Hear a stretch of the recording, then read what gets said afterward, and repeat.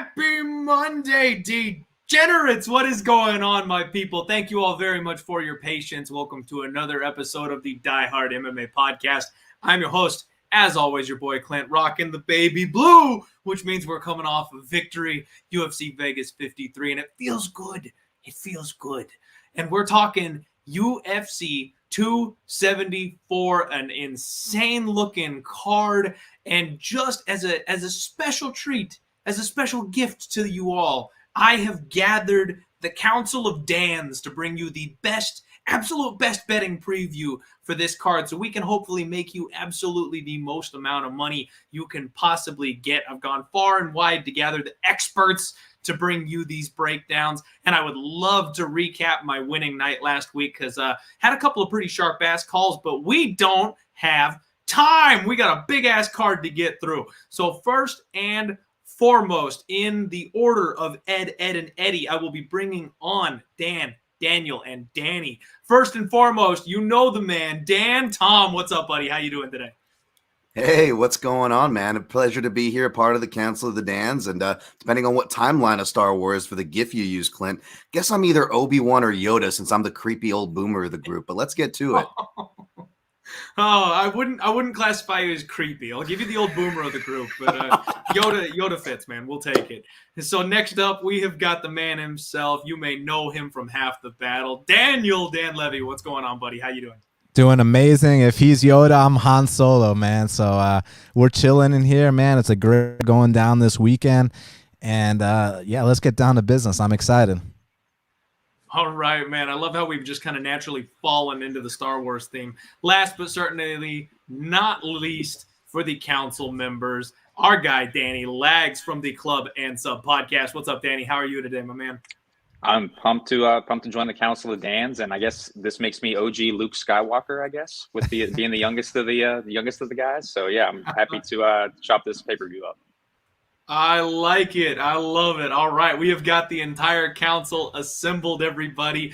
Do me a favor. We've got all their handles right here. You probably know most of these guys, but head on over to Twitter, Instagram, whatever. Make sure you give them a follow, show some support.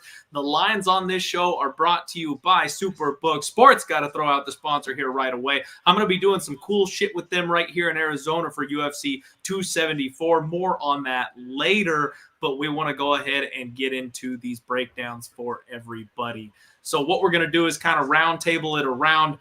Definitely going to give everybody a chance to kick things off one at a time for you, so you're not just hearing my voice constantly like you're used to. First fight of the night, everybody. We are going to go with Journey Newson taking on Fernie Garcia. And, you know, I will kick off the first fight of the night just to make sure we're kind of holding with tradition here. Journey Newson, 9-3. He's an Arizona kid, 0-2-1 in the UFC. He did have one win that was overturned due to a failed drug test. He's short, stocky, explosive, and he got absolutely deaded by Randy Costa in his last fight. That was a scary-ass knockout. First kick of the fight thrown back in 2020. Saw on Instagram, he just got promoted to BJJ black belt, so congrats to him. He's got decent power in his hands, light on his feet, obviously a step down in competition, but he feels a bit undersized at this weight class, if I'm being honest. His opponent, Fernie Garcia, 10-1, coming off Dana White's Contender Series. He's a Mexican boxer training out of Fortis MMA.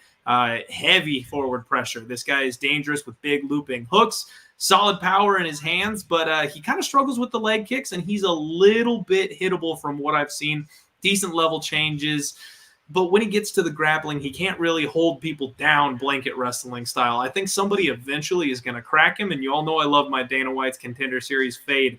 I'm curious if this is the time he gets touched or not. Dan, what do you think about this matchup, man? Do you have anything here on this first fight? Yeah, I liked what you said about the leg kicks. I briefly breezed through this one. I still have to watch the tape, so I'll let you guys know, full disclosure, ones that I'm not, fully run through the comb, so to speak. But I went back to read my grading the winners, as I kind of need to do because I forget about these fighters by the time they fight off the Contender Series. And it was a short and sweet A, so you really can't say much. But one of my notes went in line with what Clinton said, is that his more boxing-centric attack, Fernie's, it does open him up to the leg kicks. So when I go back to watch the Newson tape, we know about his boxing and his boxing background, I believe from his father, but I want to see how many leg kicks that he does throw, And, Newson can get that early finish. He can also be finished. whereas Fernie's first TKO win was his last fight on the Contender Series against a guy who didn't fight the greatest competition, but had a decent 10-1 record or so himself, right? And if you look at Fernie's record, you got to go all the way back like a decade ago to his very first amateur fight where he got caught cold via KO. Could it happen here? Bantamweight is banger weight. The dreaded V word, value word, shout out to Joey Odessa. I would see on the vet here. I'm definitely going to, without biasing myself too much, I'm definitely going to be looking at it from that side. But if I don't see what I like, I'll probably pass on this fight. Okay, that is fair enough. Daniel, how about you, man? Anything? That sounds weird. I'm so used to calling you Dan. That's going to be a struggle for me this show. That's actually my real name, but I mean, basically, we got guys that kind of fight similarly. They're two got a Mexican bang, Fernie Garcia, taking on an American banger in Journey Newson. And what's one thing we like to say about the Mexican bangers is not just can they give it, but they can take it too. And I think that's the fundamental difference here, man. It's not just that last fight against Randy Costa. You go back to the regional scene, I saw Benito Lopez sleep this kid too. The issue is the price. I cannot lay that chalk on Fernie here. You got to a little bit more because it is going to be a firefight, and in a firefight usually I like to take the dog. I just don't trust this dog, so pure pick Fernie Garcia, pass at the betting window. Okay, Danny Lags, how about you, my man? So actually I'm going to be similar to Dan Tom here, and I actually think there's some value here in the vet here in Journey Newsom. Like you touched on, Garcia's pretty leg kickable in general, and I think he's pretty hittable in general. His volume isn't that reliable. I guess the big issue for me is Journey's volume isn't that reliable either. Like, obviously, I think he has the leg kicks back pocket, no problem. But I think it's at the end of the day, it's just a close fight that goes the distance. So the over 2.5 minus 160, I would rather look at that way instead of pick a side personally. Okay. Nothing wrong with playing a total on this one. Yeah, I'm kind of with you guys. I think it's a bit of a dog or pass spot. Dana White Contender Series fade in full effect for me. If I'm going to bet it, I'm backing the guy who's struggled at the UFC level, but at least has proven that he's here. My hang up on Journey Newsom, like I said, is really the size. Fernie Garcia is super long, super tall. I do think that if Journey Newsom were to crowd the kicker and get in and use that tight boxing and be explosive in close, he stands a good chance of cracking him with something. But we're in that big cage, and we know that footwork really, really helps fighters that are tall and long and like to use movement and shit like that. So probably a pass for me, but if I'm betting it, I'm definitely going to be on the Journey Newsom side of things. All right, everybody. Thank you so much for hanging out with us. 91 live viewers. Those are rookie numbers. We got to get those numbers up for this kind of a show. Everybody, do me a favor. Smash that like button. Head on over to Twitter, Instagram, whatever you've got out there. Smash the retweet button for us so we can get the word out because nobody's going to want to miss this show. This one's going to be awesome. So next fight up, we have got Lupita Godinez taking on Ariane Carnelossi. And like my guy Dan said just a minute ago, if you guys don't have much to say on a fight or haven't finished up the study, that's totally cool. That's fine. We can shorten the time frame a little bit if we don't, repeat a bunch of things each other has said. But Dan, I would love to let you kick this one off, my man. How do you see this fight playing out stylistically, or do you have any type of a read or a side on this fight? Mute button, brother. Sorry, not a strong read yet, to be honest, but I'll tell you what interests me. I don't know about you guys, and I'm glad I'll go first because now I can pitch this and hear your guys' opinion on it. If the opening line perhaps surprised you, I am, I'm not as much as a size queen myself, so to speak, but Clint brings up a great point on a lot of these matchups. And the interesting thing I find is that I do think that Lupita is going to be finding herself in the size spectrum here. Don't get me wrong. I'm a big fan of Loma Lookboonmee, big fan of technical Muay Thai. But let's be real. She is incredibly small for the division. She's one of the girls who are kind of should be an attaboy to kind of force themselves up. I don't think that's Carnelossi. Obviously, there's a lot of cosmetic musculature there, but it doesn't change the fact that she's a very athletic. Yeah, she's a very athletic, a very stout fighter. She may not have the technique in the clinch space like a Loma Lookboonmee, but she essentially, has a lot of strengths and a lot of themes that we see give women success. Regardless of, scoring criteria and damage, that's a whole nother category. But we see that these margins can be pretty fine in what determines a winner. So I'm going to be real interested in researching this fight because of the line. Bettors don't seem to mind the line. They seem to be making it wider from its opening. I'm real curious to hear what you guys think of this matchup. Okay. Daniel, battle of these ladies. What you got for me? I lean towards the underdog on this spot, man. You know, Ariane Carnelossi, you guys got to understand is that she's got that Jessica Andrade quality about her. It's like, yeah, does she get hit a lot? Yes, but in the infant stages of women's MMA, power can overcome technique so many times. And even in that debut against Angela Hill, had that not been stopped, I thought she was starting to get to Hill with those calf kicks. And I think that there would have been a chance she actually might have taken over late had that fight not been stopped due to a cut, I believe it was.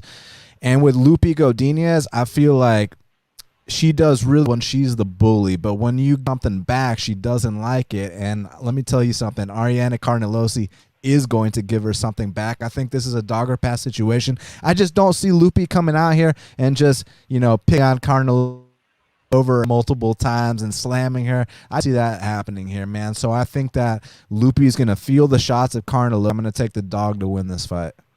All right. Dog shots barking early. Danny, how about you, my guy? So I'm going to play contrarian again. I actually think it's actually a decent spot for Lupi. I think Lupi can actually get the takedowns here, hold her down, and I think she can be the bully in the grappling round. But again, like we touched on all the time, it's all about the price. So the minus 175, minus 180 for Lupi, I wouldn't be looking to play that. If you're on the Lupi side, I like Lupi by decision, plus 110. Arnie's pretty tough in general. But yeah, I lean with the favorite here. Okay. All right. And hey, Danny nailed it. If you guys are listening to the show, if it's your first time with the Die Hard MMA podcast, this is a sports betting show. So we're going to be giving our opinions out and then letting you know whether or not we think there's a good bet on the spot. So there may be a time where we pick a fighter, but we're not actually lining up to put our money on them. And I think that was a pretty solid approach there. We've got Lupita Godinez minus 175 as the favorite. Ariane Carnelossi is plus 155. And I think the only thing left kind of for me to point out is what we see in the betting markets, especially with MMA, is recency bias, guys. Like the massive swings of everybody thinks this female fighter is just the shit. She's going to take off, destroy everybody. She loses once and everyone goes, oh, that's it. We're off the board. We're not taking her ever again. She's awful. She's terrible. And then she's a gigantic dog the next week. And I feel like that's what we've had Lupita's entire career in the UFC. Like she was overhyped, then underappreciated, and then overhyped yet again. And this is where I think we kind of find value on Carnelossi in this spot. The problem for me is that muscular thing going on with Carnelossi. I'm curious if she can keep up a 15-minute pace the way that Lupita Godinez can. I wonder, and I don't mean that she's going to like gas out and just be a sitting duck or anything like that, but I feel like Lupita might be able to push just a little bit more of a pace, especially in the big open cage, that she might be able to squeeze this one out. So I'm thinking over. I think there's probably some value on the dog. We have seen Lupita chin checked. I don't expect her to get like KO'd, but at the same time, you can't doubt someone who's built like Carnelossi. Not a fight that I'm running to the window to bet. All right, shout out to my guy Skywalker DFS here in the chat, joining the ways of the force over here. Thank you for the donation, my friend. And everybody make sure you check out Skywalker. He does some serious action over on DFS. The man knows what he's doing. All right. Next fight up, we have got another banger. Kleydson Rodrigues taking on CJ Vergara. And this fight should be fireworks, at least as long as it lasts. My guy, Daniel, is going to go ahead and tell you about this one. Kick us off, man.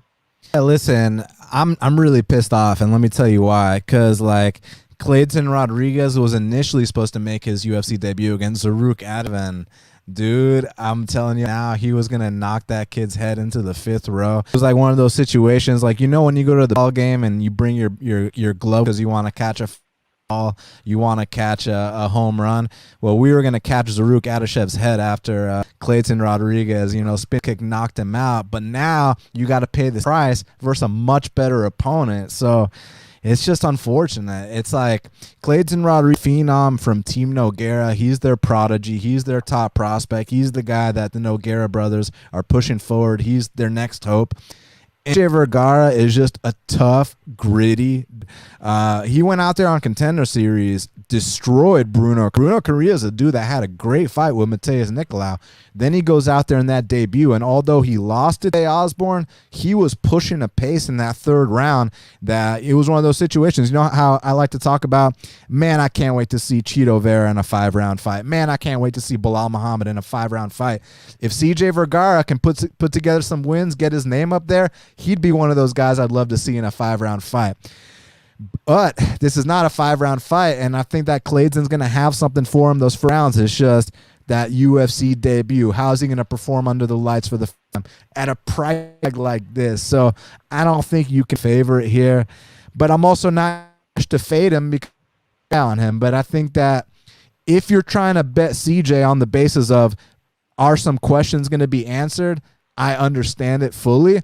But sit back and pass, and my pick will be Kleydson Rodrigues because I've been waiting a long time to make his UFC debut.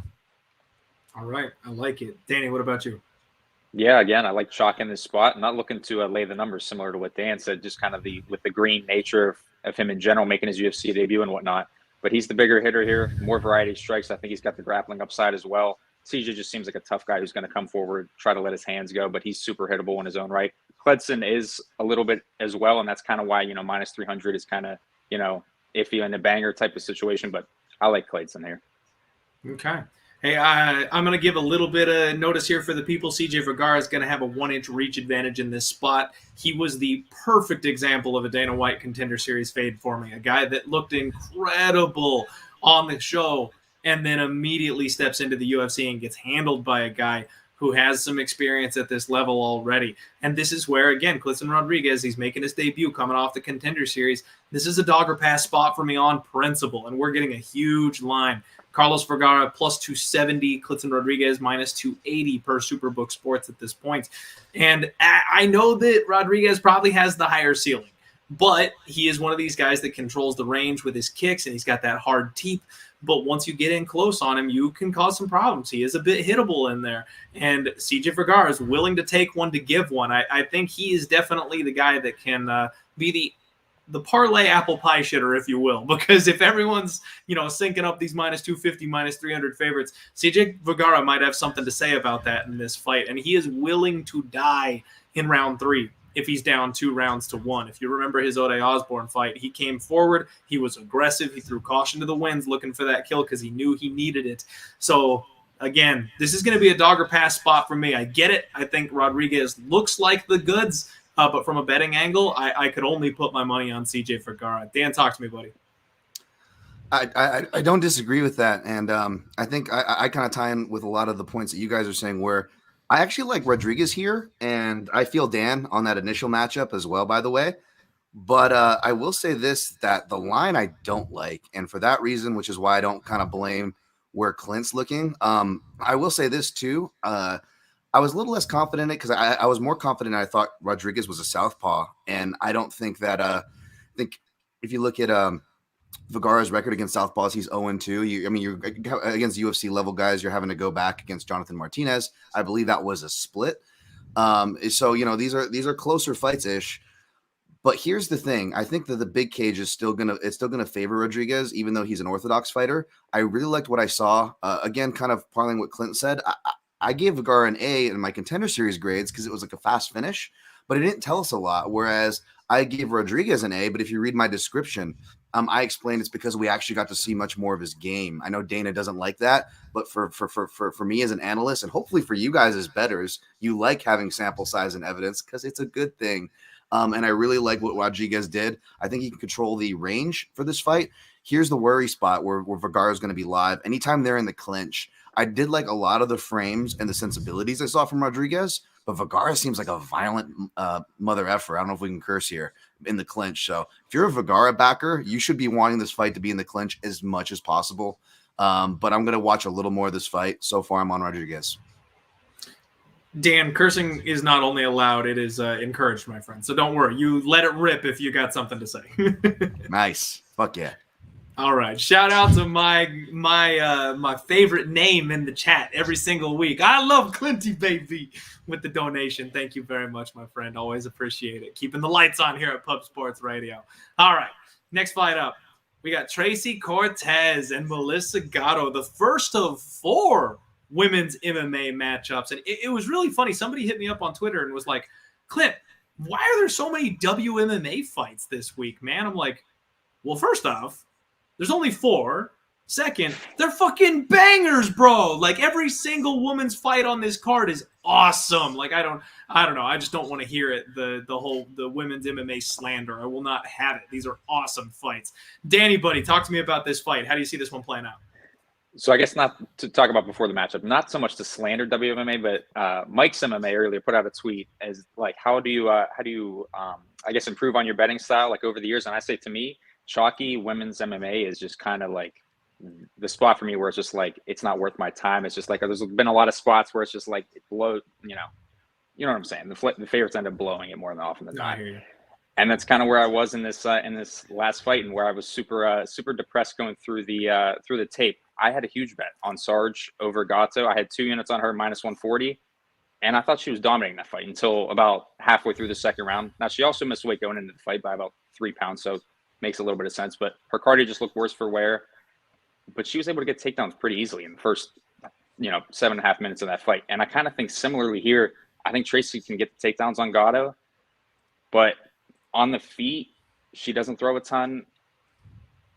I just think it's ultimately a close fight. Like, I'm not trying to lay -160 on Tracy, but I see the angle. I see why she's the favorite, but I think it ultimately comes down to a close fight. And I'd much rather trust Sarge because I think she was a much better wrestler and more, I guess, better finisher if it hits the mat. Okay. All right. So we got Tracy Cortez, who is 9-1. Melissa Gatto is 8-0-2. So she is undefeated at this point. Gatto's going to have a 4-inch reach advantage. And this is basically going to come down to wrestling versus jiu-jitsu, guys. We've got Tracy Cortez, who averages 3 takedowns per 15 minutes, landing at a 46% accuracy, which is pretty solid. It looks like she's got an 87% takedown defense, but nobody's really trying to take her down. Gatto has an 85% takedown defense rating, which for a jiu-jitsu practitioner is pretty damn solid.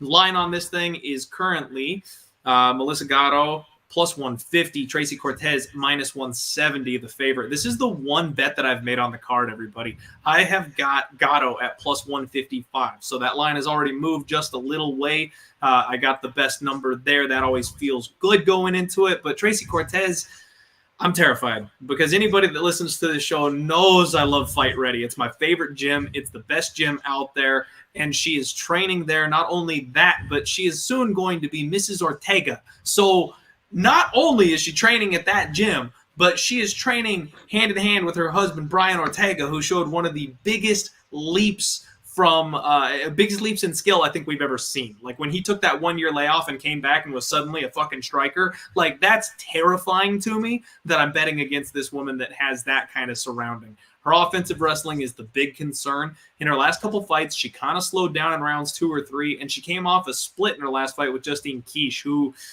got dropped from the organization and is now challenging in Bellator. So, take from that what you will. I'm just not sold on Tracy Cortez yet. Melissa Gatto, hate to say it, Danny, but I was one of the people that called the upset there on Sarge. I love this girl. Fast hands, long jab, crazy aggressive. She is physical and she is strong. Good gas tank, that teep kick to the body. Oh, I love it. And you don't want her on top of you. Like for a jiu-jitsu player, like she is nasty on top with elbows, going for the crucifix. Absolutely love Gatto. It's almost a blind bet for me in this spot just to roll with somebody who I'm having success with. I think this line should be pick'em. It's probably thin value. I like the dog. I think she's got the finishing upside. And even if she does get some blanket control, I think the judges don't reward that the way they used to. I don't know that Tracy Cortez is going to get the split, even though she's the hometown girl. I know that's theoretically a problem here. But if you just lay on top of somebody, I don't care where you're from, the Phoenix crowd, they suck. They're going to boo you. So the judges aren't going to side with her for shit if she's in a boring fight. Dan, how about you, man? How are you playing this one? Yeah, this is an interesting dynamic because I almost forgot these fights are in Arizona. And I don't know about you guys, but even though we've had a decent amount of live shows, which, thank goodness we're moving toward that. I'm like so used to the pandemic era. I'm like, oh, wait, we're not in my backyard of Vegas. And so you got to think about the hometown stuff. And I don't mean in the classic way we're like, oh, hometown decision, but the pressure and whatnot too as well. That being said, there are so many of these outside like things where like you could count as like inside information and these people will still win. So always be careful basing it on that.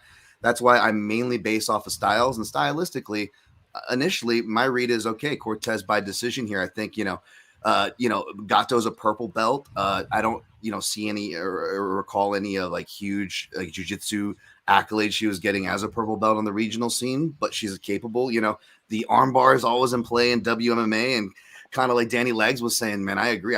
If anybody's been burned, especially by WMMA, but WMMA chalk, right here, I've definitely had to learn that lesson plenty.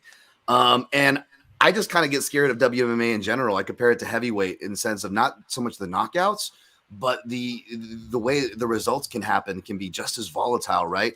So it makes me a little nervous, but that could also be fuel for the fact that, yes, I too am looking at some dogs this week. This was one of them.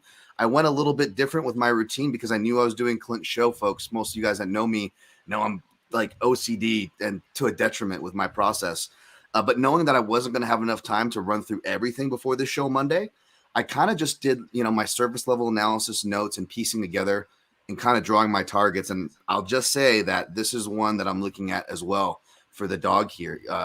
Follow me, on Twitter, my content to see if it confirms. But I'm looking in the direction Clint here is looking in, and I want to keep my eyes open. I may see something in the analysis that I don't like, but I feel like regardless of what I pick, I feel like the value is going to be on Gatto. Now that could be a little bit of buyer's remorse, right?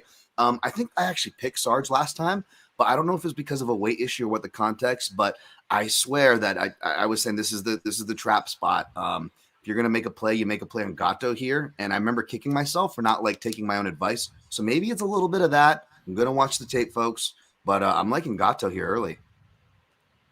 All right, Daniel, wrap us up on this one. I'm liking Gatto as well, guys. Ooh. I mean, listen. It is what it is. It is what it is. In women's MMA, when you get someone who's a potent finisher, you got my attention right off the bat, man. I mean, she submitted Carnelossi in the first round off her back. Y'all talk about how she's good when she's on top. What about off her back? She knocked out Sijara Eubanks in the first round, which one doesn't simply do. Like, Sijara might, alternate wins and losses, but like no one's out here actually just running through her. And Gatto went out there and absolutely ran through her. So that was a statement, and I think she brings something different to the table, man. Her aggressiveness, her willingness to go for the finish in all areas of the fight. Take it a step further. What are we here to do? We're here to pick good numbers. She's the underdog. Tracy Cortez has only one way of winning this fight. Listen, if Tracy Cortez can neutralize her for 2 of the 3 rounds, props to her, but I would consider this a dog or pass situation.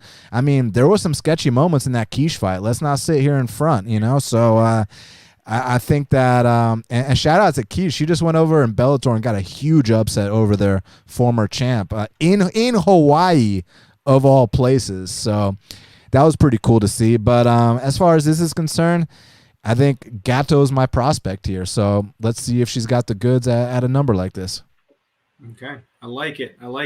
All right, everybody. We have got 182 live viewers. No, 194 jumping up right as I'm reading that up. That's what I'm talking about. You love to see it.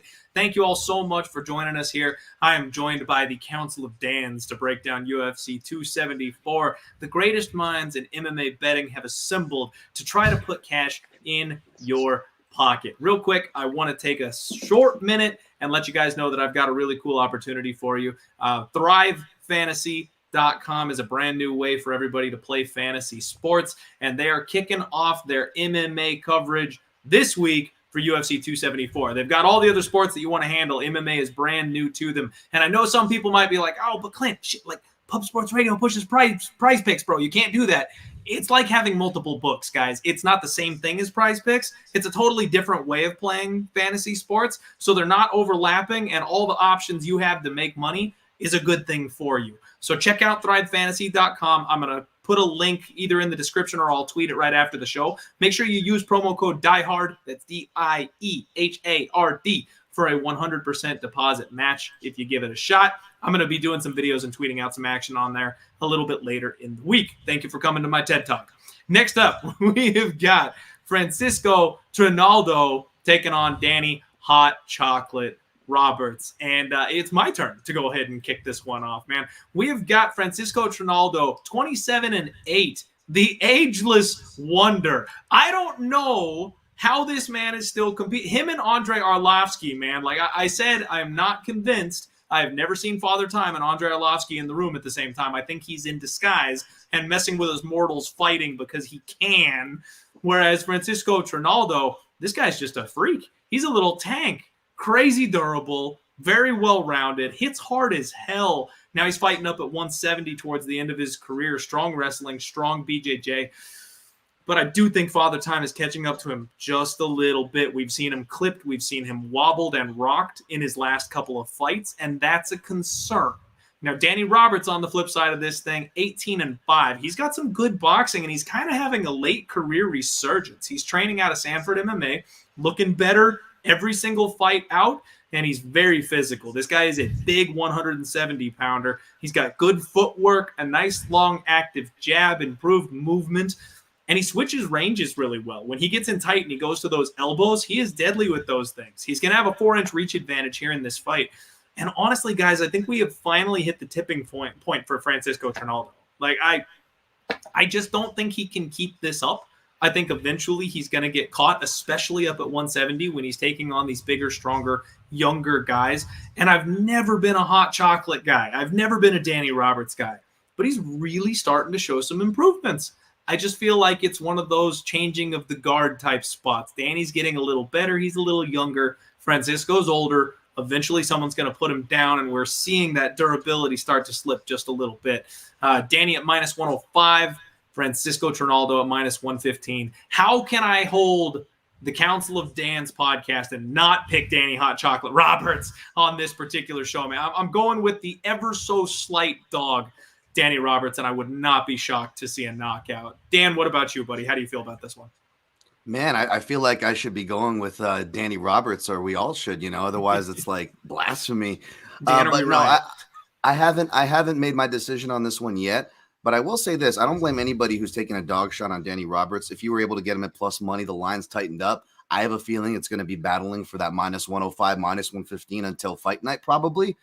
So no issue with anybody taking that plus money on Danny Roberts. I think that's the way to go from a betting perspective. But I'll probably still end up picking Masa Randuba. I know you guys know me. I'm like one of the only people in MMA betting who likes picking or even betting on old dudes, which has, been bad news lately. But I do like Trinaldo. It's weird. Here's the southpaw record I'm going to hit you guys with. Danny Roberts is 1-1, but both of those are submission wins and submission losses.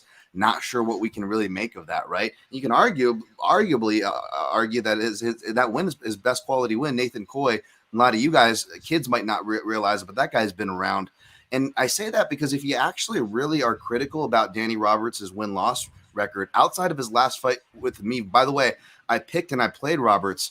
I haven't rewatched that fight yet, and I was having some drinks at a sports book when it happened, so I can't tell you about scores. All I can tell you is I was grateful to have a ticket, but it sounds like my guy Danny Roberts got away with one. So if you don't count that a me fight, you really look at all of his fights are like to winless or near winless UFC washouts. Whereas Trinaldo, outside of, looking terrible as he finally should be in his first fight back at 170 in the middle of the pandemic against Muslim Salikov, which he looked better his last time out, and you take out Alex Hernandez because we know he didn't lose to Alex Hernandez. Trinaldo's only lost to quality guys. And back to the southpaw record for you guys who like the stats that, are pretty unique that you can't find. He's 6-3 against UFC level southpaws. That's going into his pre-UFC record. But those three losses, folks, two of those are early career to Michael Chiesa, a grappling loss, right, by decision. And Gleison Tibau, his second fight in the UFC, you're getting Gleison Tibau. You know what I'm saying? The third one is to Yuri Alcantara, which might sound crazy because he's a bantamweight. But I know you guys, Dan Levy, I know you always shout Yuri Alcantara. You know his record, how deep that thing reaches. Give me Vanessa Porto and Yuri Alcantara if we're playing 7 degrees of separation. Those are quiet killers if you're playing that game. In the MMA realm, by the way. But again, that was a decade ago to Yuri Alcantara. So these are all grappling losses a long time ago to, really staunch veterans. So In other words, I don't know. I think I think that the striking, I feel like Danny Roberts can be winning, but unless he knocks out Trinaldo, I feel like he can either, Trinaldo can either come back, because we've seen him do that even late in his career, or it could be another case of like Font Vera, where we see Roberts just putting on numbers. And I love Danny Roberts too. He's trained with my grappling coach, Neil Melanson, right before he got that triangle choke over Nathan Coy, mind you. I love Roberts, but he always feels on the borderline of fragility, like he's about to be hurt. And I could totally see him, this being a lot closer than it should be. Maybe some reverse karma for Roberts. We'll see. I don't blame anybody. I'm not trying to dissuade anybody off Roberts, but that's kind of how I'm seeing this. I'm leaning toward Trinaldo right now, but I'll probably just pass altogether. Okay, they got this bad boy lined to pick him for a reason. I like we're seeing kind of the opposite view stance there. Daniel, what about you? Which side are you falling on?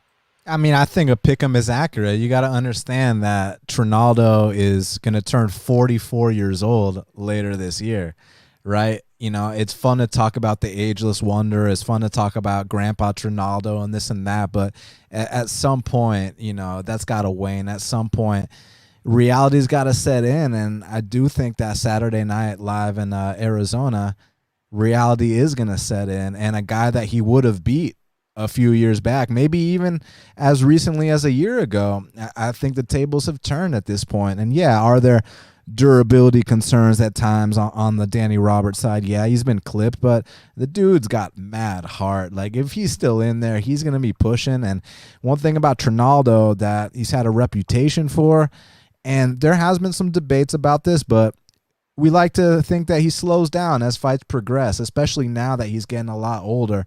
And you start to slow down against a guy like Danny Hot Chocolate, and that's a big issue, man, especially if you go back to that fight against Amiv. He won that. Some people thought it was a robbery. I didn't. I mean, I kind of felt like Danny Roberts just straight up out-hustled Amiv in that fight, and that's what got him the win. And I think he's going to do something similar here, man. Listen, like I said, if this was a couple of years ago, maybe even 1 year ago, then I got Trinaldo without a shadow of a doubt. But I think we just got to put our love for Masuranduba aside. I mean, we're talking about a guy who knows what it means to have a 7-fight win streak in the UFC. We're talking about a guy that knows what it means to be in the top 15 at one point in his career. But he's up at 170 pounds now. He turns 44 later this year. How many times can we bank on that big overhand left and those opportunistic takedowns at the end of rounds to happen? I just don't see that being the case. I see Danny Roberts out hustling him and winning a close decision. I like it. Danny, how about you, man? Yeah, I think kind of similar to what Dan Levy just said there. I'm kind of similar as well. Like, I think the line at Pick'em makes perfect sense. I think Trinaldo a couple years ago probably would have won this fight. Even now, I think he probably still can. Like, I think to me, this is going to be a low output type of kickboxing fight where I could see Roberts maybe edging him on the basis of maybe he has better cardio at this stage of his career compared to Masuranduba, also the volume as well. But I think it's one Trinaldo can win. Like, I think both of these guys have durability issues, but both of these guys also have volume issues. So I think it's going to be a close fight. Pick 'em makes sense. I think it's just a pass. Okay, nothing wrong with a pass. Nothing wrong at all with keeping a bullet in your pocket for a later fight. And speaking of later fight, we got one coming up right now. Blagoy Ivanov taking on Marcos Rogério de Lima, the man who sent my very own father to bare knuckle boxing. Dan, buddy, how do you see this one going down? Oh, yeah. Oh, man. This, I know we're talking about the dangers of laying chalk. We talked about the dangers of old fighters. We talked about, heavyweight fight volatility. But you know what? This is one of the spots I got circled, baby. My boy Blagoy. You know me, man. Underrated counter fighter, southpaw, not sexy to MMA bettors. This is my fucking guy, baby.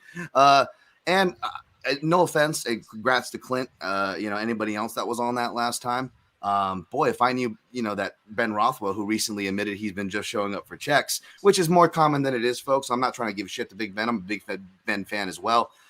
Boy, would I have not bet him, but maybe I would have because, again, not trying to hate. Perhaps De Lima, it is heavyweight. Maybe he turns a corner from here, but even with his last fight being a dub included, this guy is fucking awful. He is knockout or bust. There is very few fighters where, like, seriously, you could be like, where I could characterize this, where like it's almost like, you know, those like airplane guys with the glowing sticks, they're directing planes. Like it's almost like one of those guys shows up in De Lima's head if the fight goes too long and it's not going his way, to tell him where the submissions are. Because I've seen this guy just dive his head into submissions when the things are going long. And that's the dangerous thing here is usually it's like an auto bet sub if the fighter's got a decent sub game. But you know, this isn't Ben Rothwell, right? This isn't a finishing heavyweight, you know what I'm saying, or whatnot. Blagoy goes to the decision. But that being said, Blagoy was a Sambo world champion who beat Fedor. Granted, it wasn't by grappling. If you actually go back and watch, he essentially just is more impressive. He just beat the crap out of Fedor when Fedor was Fedor, by the way. And this dude's really good at boxing. Like, this is the classic, like I always scream about, and I think people are finally getting the effing point that stats don't matter, and you actually have to look at what a big shot does. Swing big, make big noise doesn't necessarily mean everything, folks. Like, I don't have an issue with Derek Lewis winning, but that's like a great fight to go back and watch, and it's much closer than commentary, spectators make it think, because it's like, okay, it sounded like it landed, it looked like it maybe landed a little bit, but what's Blagoy doing? He's keeping his eyes perfectly open. His balance is on point. He's countering multiple times, getting out of the pocket. And I feel like he can do that all day. I think he can give the striking match to De Lima that people are afraid of. And if you are going to bank on heavyweight durability or old guys staying durable, this is the division to do it in. And Blagoy, again, he could go out and get knocked out by De Lima, but given De Lima's freaking history of low quality wins, minus, you know, a guy that came to collect the check last time out, and minus that Stefan Struve light guy who, again, washed out of the UFC. Like, that was the one time where this guy was disciplined. Like, let's say he is landing the bigger strikes and winning the striking exchanges. Unless he gets Blagoy out of there, we gotta depend on this guy, De Lima, to like keep his shit together for 3 rounds. Are you really going to bet a heavyweight, much less De Lima and his track record, to keep his shit together for 3 rounds? Out plus money, maybe you do. The value easily could be argued there, but a durable heavyweight who's proven to be durable, a guy who's been stabbed in the freaking heart, who's been shot, who beat Fedor when he was Fedor, like all these things in combat sports, outside of combat sports, in the fucking streets, he's still standing and swinging. Big question mark. Who knows what he's been doing? Looks like he's been doing his normal trains at AKA, comes and finishes here at Extreme Couture. But oh my, I don't know, man. Especially if you're going to open it where it should be minus 180, and you know MMA, they hate MMA bettors. I love you guys, but you guys admit it. You fucking hate old people, and now you're driving it down minus 150. I mean, if this thing goes below, stays minus 150, and my analysis makes through, I'm probably going to hammer Blagoy. It's stupid. I'm asking for it. It's a classic Dan Tom spot. But you know what? It's crazy. It's like MMA bettors will call me crazy, and I feel like a contrarian. But guys, whether we're an analyst, whether you're a capper, whether you're doing entertainment, of all between, like at the end of the day, we're betting in MMA. Are you going to bet a guy who only has one path, or a guy who has multiple, a guy who's unproven, or a guy who's proven, a guy who has staying power, or a guy who doesn't have staying power? So like, I know I'm crazy for like betting the sample size and experience and durability and proving this, but I don't know if I'm going to bet it, but that's where I'm looking to bet. And I'm picking Blagoy for sure. Sorry. I'm just passionate about this one. I like it. Dan coming in strong. Daniel, how you follow that up? When you say staying power, do you mean in the 15 minutes or do you mean throughout his career? Both. I mean, he can lose and maybe he gasses. I got to rewatch. Maybe at this stage of his career, he's finally starting to slow down. That is something to watch for. I don't know if you said it about Trinaldo, on point. But yeah, I mean, it's just he doesn't quit. So immediately he already has more staying power than De Lima. Okay. My bad. I misinterpreted because I was about to be like, he's been in the UFC since 2014. So he's definitely got some staying power. No, he does. He does. But we're talking about two different things. Okay. So listen, there's no question who the better fighter here is. It's Blagoy Ivanov. It's just, certain things about his style of fighting, very, very low volume. But guys, check this out. So we'll talk about how Marcos will tap out the stuff that's not even locked in here in a second, right? But let me just bring up a couple things regarding Marcos, because it's like I talk about how I'm so worried about the low volume of Ivanov. Y'all ready for this shit?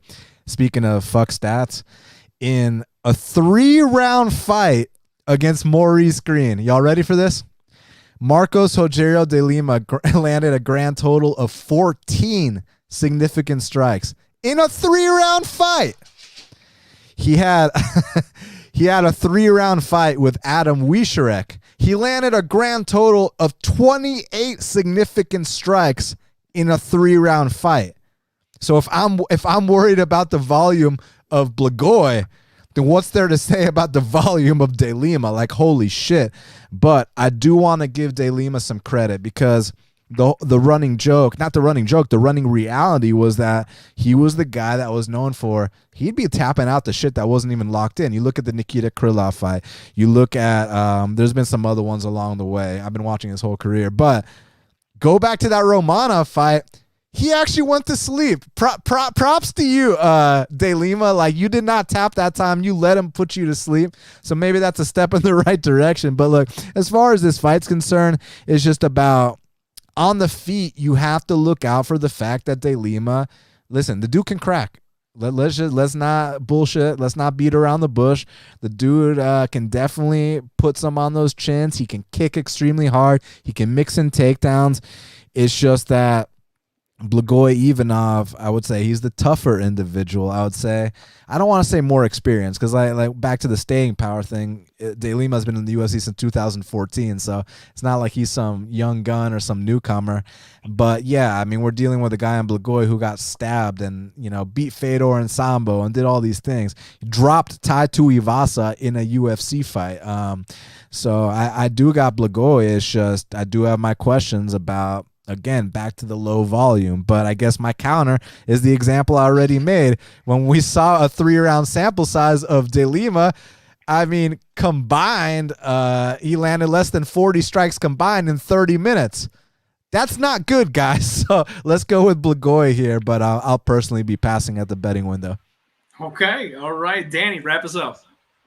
So I guess I got to make a passionate case here for De Lima then, I guess. I don't have a bet on it myself personally, but I actually think De Lima is actually worth a stab here in this spot.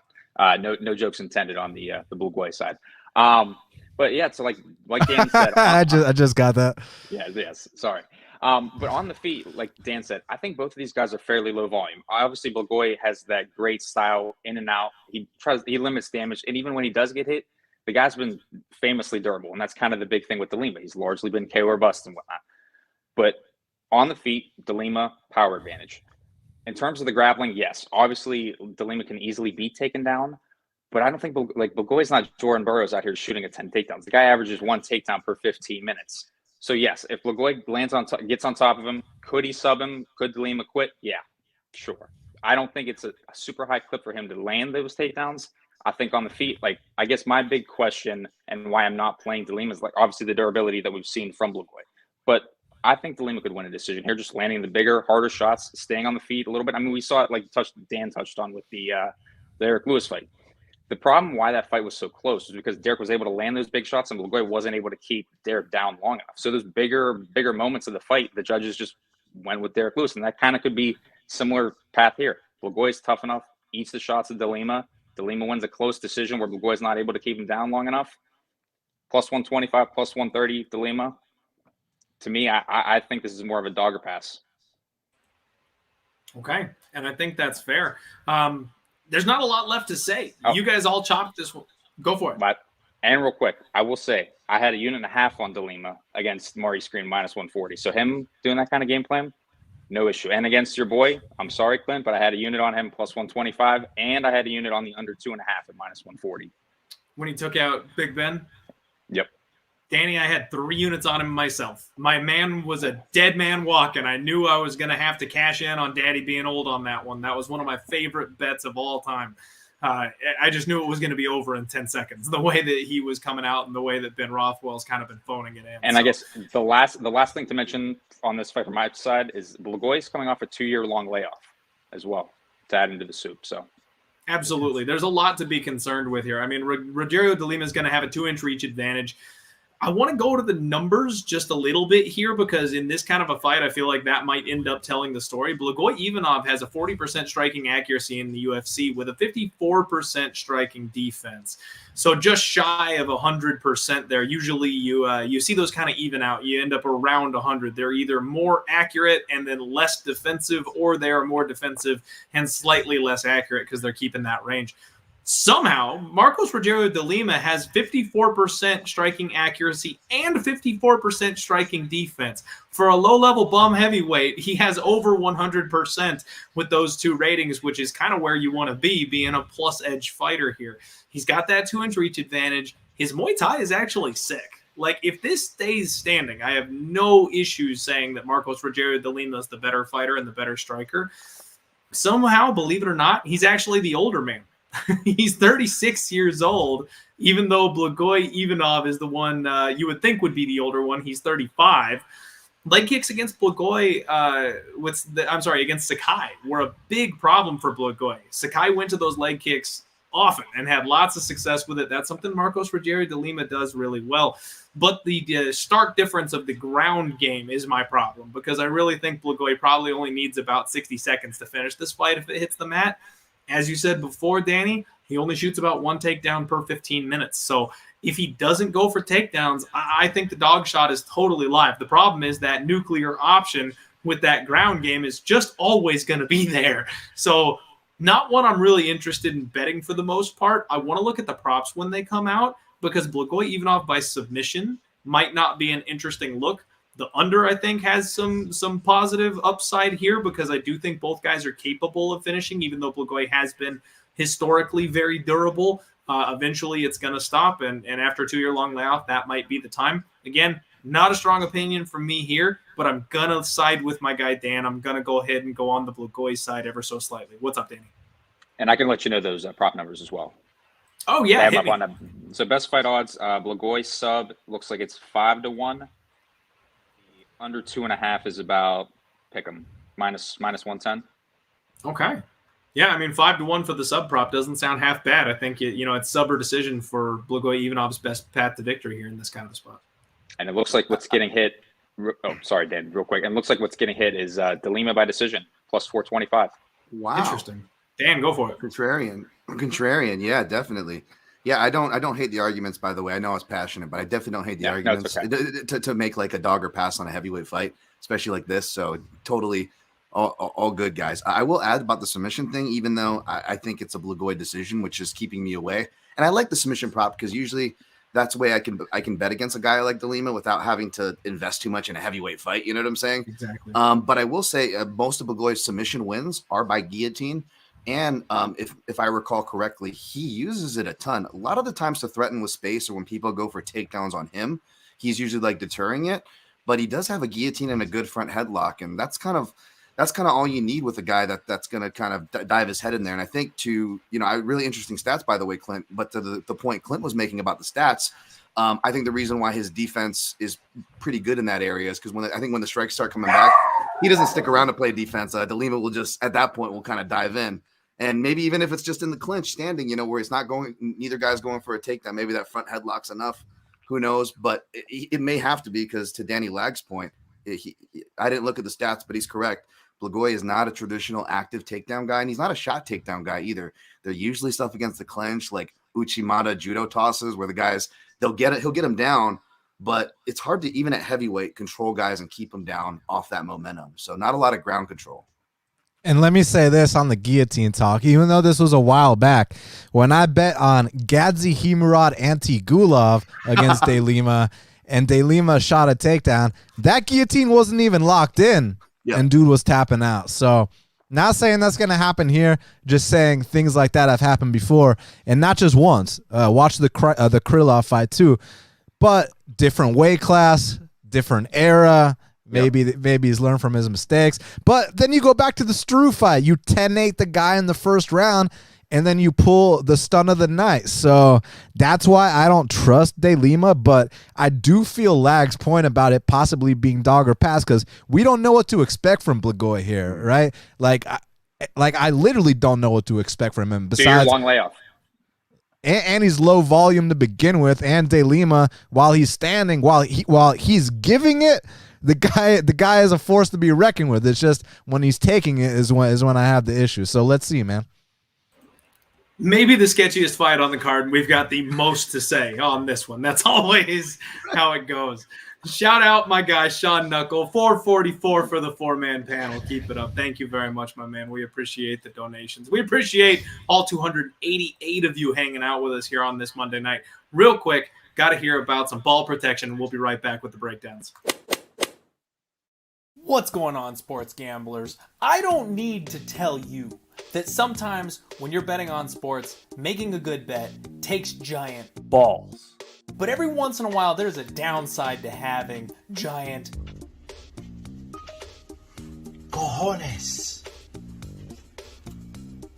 That's right. Anytime you're exercising, anytime you're working out, sometimes it gets a little uncomfortable. There's some extra chafing. One of them decides to stick to your leg, and that can be a problem. Sometimes you need a day off after a tough run on the treadmill because your legs are raw from rubbing together because of your gigantic balls. Well, let me tell you, Stageman Underwear has you covered. Stageman Underwear was designed with your giant Golden Globes specifically in mind. This patented design comes with a special pouch exactly for your dangler and balloons so that they do not chafe while you're on the treadmill, so they do not get too moist on a hot and humid desert day. I promise you, as somebody who has personally tested these exact Stageman underwear, that once you put these things on and you have a go on the workout, you wrestle on the mat if you're into jiu-jitsu, you will never go back to another pair of regular underwear ever. The difference made by Stageman, the comfort level that I enjoyed, is something nothing short of magical. Ball security is important in football and basketball. Why should it be any different for you? Take care of that treasure trunk and that care package and give it the respect it deserves. When you check out, use promo code PUB for a 10% discount and give your balls the best pair of underwear, the most level of comfort they have ever enjoyed. There you have it, everybody. Make sure you go check out Stageman Underwear. I think I about killed Dan over there. I saw him laughing backstage at the commercial. That was pretty good. I love it. All right. Make sure you go ahead and check that out for us. Use promo code PUB on checkout.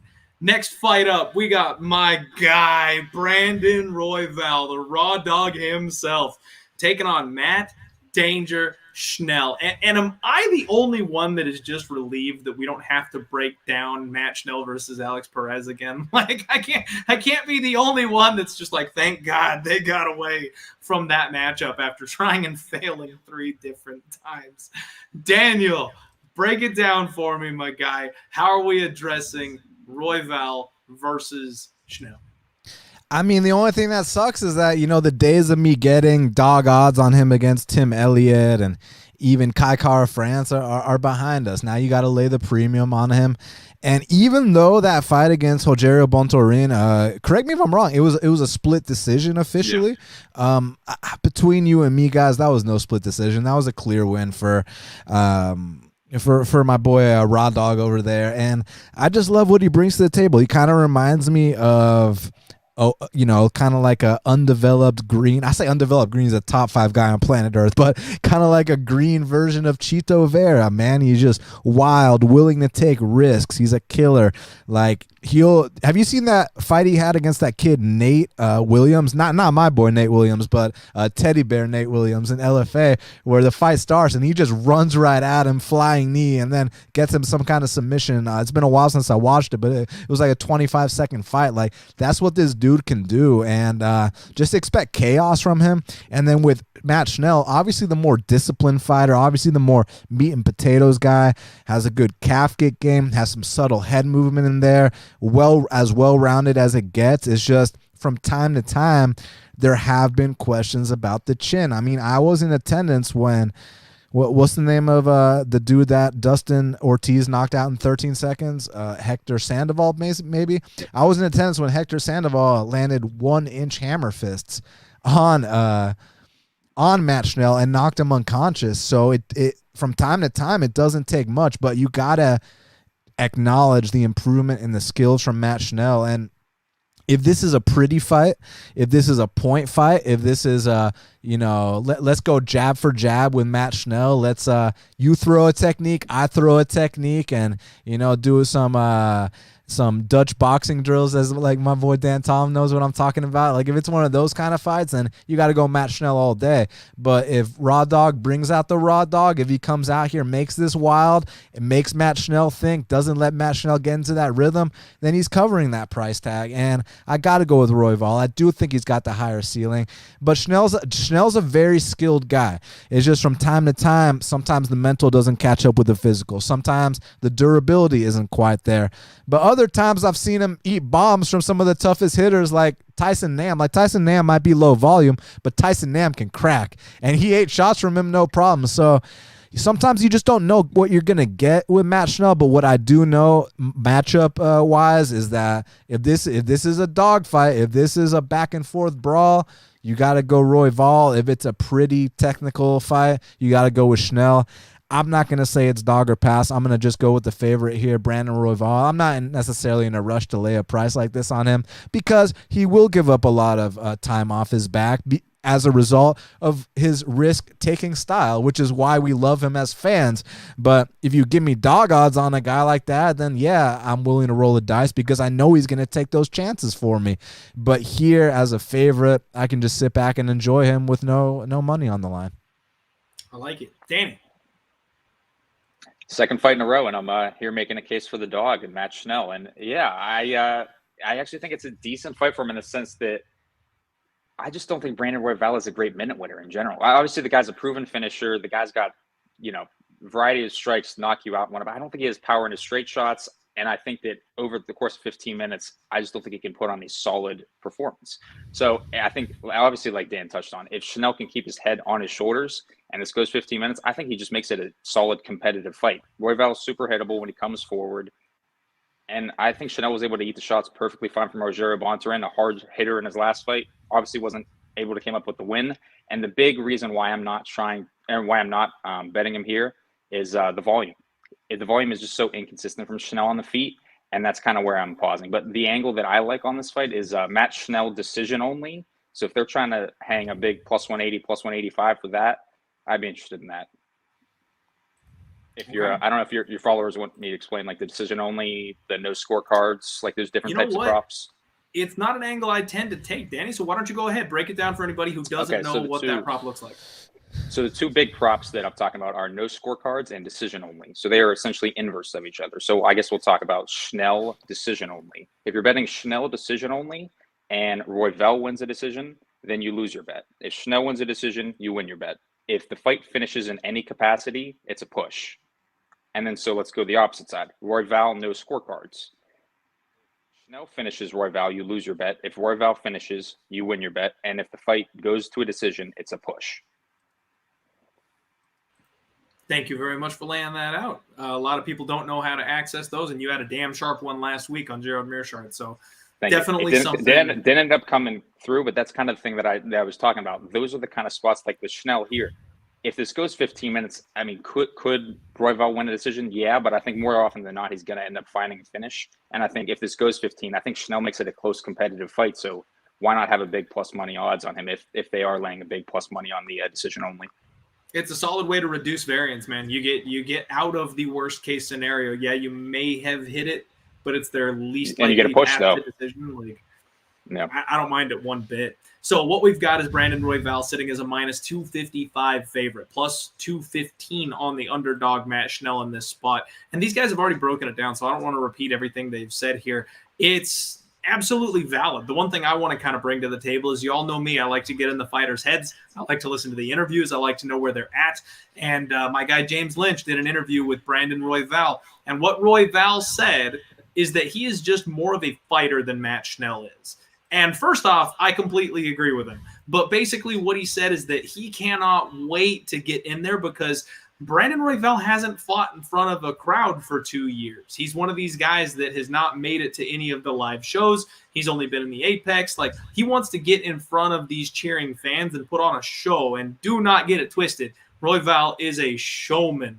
So if you're going to let this be a technical fight, if it's going to be a paced fight, like Daniel said, then Matt Schnell is going to pick Brandon Royval apart for 15 minutes, and he's going to do the duck thing, because that's his boxing side-eye technique. But I'm glad you noticed that too. Dude, it's like his last 3 fights. I like that meme where it's the side-eye duck, and he's like, that always reminds me of him.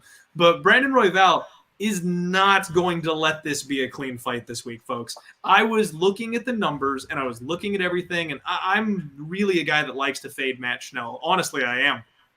But I was like, man, this fight could play out really closely, and Matt Schnell potentially could pull the upset and squeeze away with the decision here if he plays his cards right. And then I heard that Royval interview. And I think old Khaos Royval is coming back on Saturday. And if that is the case, I have a hard time seeing how Matt Schnell maintains his range and his distance that he needs to have success. If the Royval that we saw when he first got to the UFC comes to the cage on Saturday where he's throwing spinning elbows and shit when he gets in close on people, forcing ground scrambles, I think he's going to catch Matt Schnell in something. Official prediction, Brandon Royval, submission round 2. I think they're going to get into a scramble and he's going to lock something up. Dan, how about you, man? Are you siding with the favorite here, or are we talking dog? I'm feeling that submission round 2, which is scary because the last time I felt that exact call for Kai Kara France, and that was probably the only time I bet on Brandon Royval. So I definitely want to be selective and keep a good record on betting on him.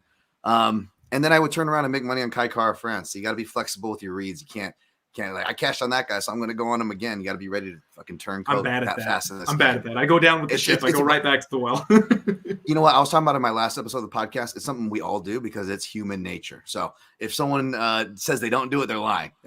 So we all do it, right? So this is kind of tricky. I'm trying to manage those biases because, again, in lockstep with Clint here, nothing against Matt Schnell. He seems like a really nice guy. He looks just like my buddy John Rico. Nothing against him, but I find myself always looking for angles to fade him or feeling like he's, the lines make sense even when he's, even when I'm taking chalk on the other side. Here's the interesting thing, though, and I love Danny Lag's breakdowns of those props. The last one, I like the no actions was like it was Covington Masvidal. But here's the scary thing for Schnell as far as I give him a little more credit than being able to win by decision here. And the scary thing that makes me back Brandon Royval is that shoulder issues are kind of reoccurring, especially when the fighter themselves says they're reoccurring. And durability is such a huge thing to have no matter the weight class. We were talking about it at heavyweight, obviously. When we were talking about a guy like Blagoy or something, that's not a bad thing to have. You can be slow and low volume or have all these other shortcomings. Like durability is a must in this game, at least for me, especially when I'm looking for Tibet fighters, right? And that keeps people away from Schnell because of his chin. But, we don't think about the freak stuff that can happen, which was kind of, and not to take away from Brandon Moreno, by the way, who I had in that fight against Royval. But, let's be honest, it could take a rough scramble. And the next thing you know, Royval's shoulder's out of his socket, right? So I don't like Schnell to do that because that's not his style. He's a little more physical, likes to use his length, use that kind of duck thing that, Clint was talking about. So I don't know if that's going to entail for a heavy grappling fight, but if, Royval forces that, what if, he hurts himself or whatever? And I bring this up not to dissuade people from Royval's side, because that's the side I'm on here, but I was looking at the under. Unfortunately, it got bet up from plus money, so I don't feel as good about it now. But if you're thinking about between laying the under or laying the chalk on a guy like Royval, I would maybe consider, maybe an under there. But, Danny Lags brings up some great points as far as, scorecards, no action, depending on what side, what you like. So, pick and choose. But yeah, I don't want to dissuade anybody from anything. But my read here is certainly Royval, because last thing, those little duck walk things or whatever that Clint was saying, a lot of the times he's stepping. And he's stepping with his jab, and against a kicker, much less a kicker with the length parity. Not as many people are as long as Schnell, but now he's facing someone who's as long and who kicks. He's going to be ducking. He's not going to have those level changes because there's going to be heavy hooks, heavy kicks from the southpaw stance flying at him. I really like Royval here. I think he gets it done inside the distance. All right. Let's go. We're Team Raw Dog. Next fight on the card, we've got Macy Chiasson taking on Norma Dumont. And my guy Daniel is going to take this one for us. Get us started. Sorry. I thought I was thinking I was up. I know. I was thinking I was up on this breakdown because I thought he went for. Oh shit! You're right, Danny. I apologize. You are next. I'm getting myself all out of order here. Yeah. You're correct. Sorry. My bad. You're good. You're good. So yeah, third fight in a row here. I'm not trying to make the case for the dog here. To me, it's just a close fight on the feet. Like I'm not really a big fan of either of these women, to be honest. I've been trying to fade Norma. I think she has grappling holes, and in terms of Macy, I just don't think she's great. I don't think she's UFC caliber in general. So I just think it's a huge price tag to lay on Norma. I think if you're going to play Norma by decision, but just a pass for me again. Women's MMA chalk. Plain and simple. I like it, man. I like it. So this is a fight that I'm honestly having a bit of a tough time with. Macy Chiasson is 7-2. Norma Dumont 7-1, so low level experience relatively on both sides of this thing. Macy Chiasson comes out of Fortis MMA. She is super long. I like her front kicks. Her footwork seems to be getting better, and she's got those big clinch knees, man. She is dangerous in tight. She has big winging hooks when she's at range, but my girl Rocky broke her. That was one of my favorite spots when Raquel Pennington took on Macy Chiasson. Took that one to the bank. She's fought a relatively poor level of competition, but it looks like she's staying up at 145 now. The 135 cut seemed to be kind of a tough thing for her. Macy Chiasson is going to have a redonkulous 5-inch reach advantage in this spot. Norma Dumont, she is big and strong with a great gas tank. She's got those running back thighs. The girl is an absolute tank. She is methodical. She kind of wades in forward, decent boxing, but likes to grind her way to a win, using that body lock, pinning her opponent up against the fence. She only averages 1.28 takedowns per 15 minutes with a 45% accuracy, so when she wants it to the ground, she usually gets it there, but doesn't always go back to that well. She's got a 100% takedown defense rating, so nobody yet has been able to actually get Norma Dumont to the ground unless she wants it to be there. This is a spot where it's two women that I kind of have a hard time with in general, so I kind of am with you there, Danny, that a pass might be appropriate. Norma Dumont is a minus 220 favorite, plus 190 on Macy Chiasson. But I just got this weird feeling, guys. Like, I don't know what it is, but something in my soul is screaming the underdog in this spot. And that's just like that little, hairs on the back of my neck gambler sense. Everything I'm looking at points to Norma Dumont making this a slow, boring grind and winning a decision. But damn, for some reason, I feel like Macy Chiasson gets her hand raised at the end of the day. I do not know why. I have nothing to back that up. But I'm very tempted for some reason on the dog here. Dan, what you got for me? Yeah, I like the favorite here, but it's one of those things. It's like, okay, even if I like the favorite, which I'll save the long-winded explanation. I'll just say I do. I feel like Chiasson can get audited in the clinch like we saw. And Dumont, she's not a finisher, but say what you will about fighters like Felicia Spencer. She's a physical girl and gets after it and will actually go for lower leg attacks, not just like head and arm throw stuff. So neutralizing her does mean something as well. And obviously Ladd was overrated in the clinch, but yes, clinch is her strength. She is a strong girl. That is an attribute of Ladd's for whatever else you can say about her. And she shut that down too. But because she's not a finisher and because the price is so high, I imagine if you're looking to play Dumont, I imagine you're looking at a parlay piece for the price, right? And if you're not a parlay player, hats off to you. You're probably saving yourself a lot of money in MMA, but many of us are, right, including myself. So I'm not gonna lie here. In that case, I would honestly just look at the over in that sense because you're almost looking at the same price already. And if Macy does pull something out, and the inkling on the back of Clint's neck is correct, one would think it would be an upset by finish, of course, but who knows? It could be by decision and the low volume, the clinch affair. The judges, maybe they decide to go with Chiasson. Maybe she thinks she's more damaging. Maybe Chiasson gets a slicing elbow. Again, staying in these fights, being low volume can also be dangerous. So I would just look at the over here, especially if we're only going to look to like do a for funsy parlay, or if like your house lets you like parlay overs. Like other than that kind of an angle, unless you feel strong or know something we don't about the dog, I feel like Dumont's just going to roll here. Okay. Daniel, I apologize for the mistake on the beginning of this breakdown. It is your turn, my friend. Don't let it happen again, Clint. No, but I mean, dude, I'll be 100 with you. I've never been sold on Macy Chiasson ever. I think that she's, and I hate to use terms like weight bully and stuff because I think that's such a cop out. Because I mean, if you can make the weight, you belong in the weight class. So this whole weight bully thing, I think is bullshit. You've earned the right to be a bully if you make it on the scale. Exactly. But the reason that I bring up kind of a topic like that is because I think she is a front runner. I think that if she can go out there and, just run through someone, with, that has is kind of like the Tin Man from Wizard of Oz, Gina Mazzani, aka No Heart, then okay, yeah, then she can go out there and finish the fight. But when you're talking about someone that's actually going to put up some resistance, which Norma Dumont will do, Macy Chiasson breaks in every single fight like that. Y'all remember that Lena Landsberg fight when Saif Sayoud, the coach, had to literally scream at Macy Chiasson to get her back in there, and she still couldn't get back in there. So I just see this being a case where, well, Norma Dumont's a former 45er, so the weight bully talk and the size advantage talk, yeah, she might be a couple inches taller, but she's not going to have a size advantage here, man. And I think that the big difference when you take away the heart talk, when you take away who's the hungrier fighter, who wants it more, who is able to dig deep in the tough situations, let's talk about the fundamentals.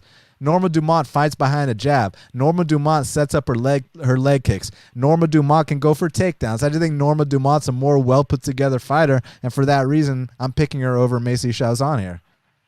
Okay, all totally makes sense, man. All totally makes sense. I just at heart, I'm a gambler, and every once in a while, that little voice, speaks to me. Just because I said what I said doesn't mean I'm right. You know what I mean? Like, how many times have I been wrong, right? So it's like, if you think there's value on this, what is it, plus 180, plus 200, whatever, and fucking take it. Who cares what I just said? Like, straight up, who gives a fuck? That's just one man's opinion.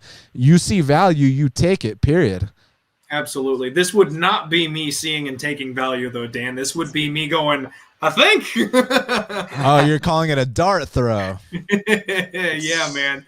Like I said, when everything points one way and then the hairs on the back of my neck tell me the other way, that's when I can't justify that shit. Like, that's not a technical value breakdown. Let me see this, because one thing I'm always interested about is, like, where did Vegas open this fight?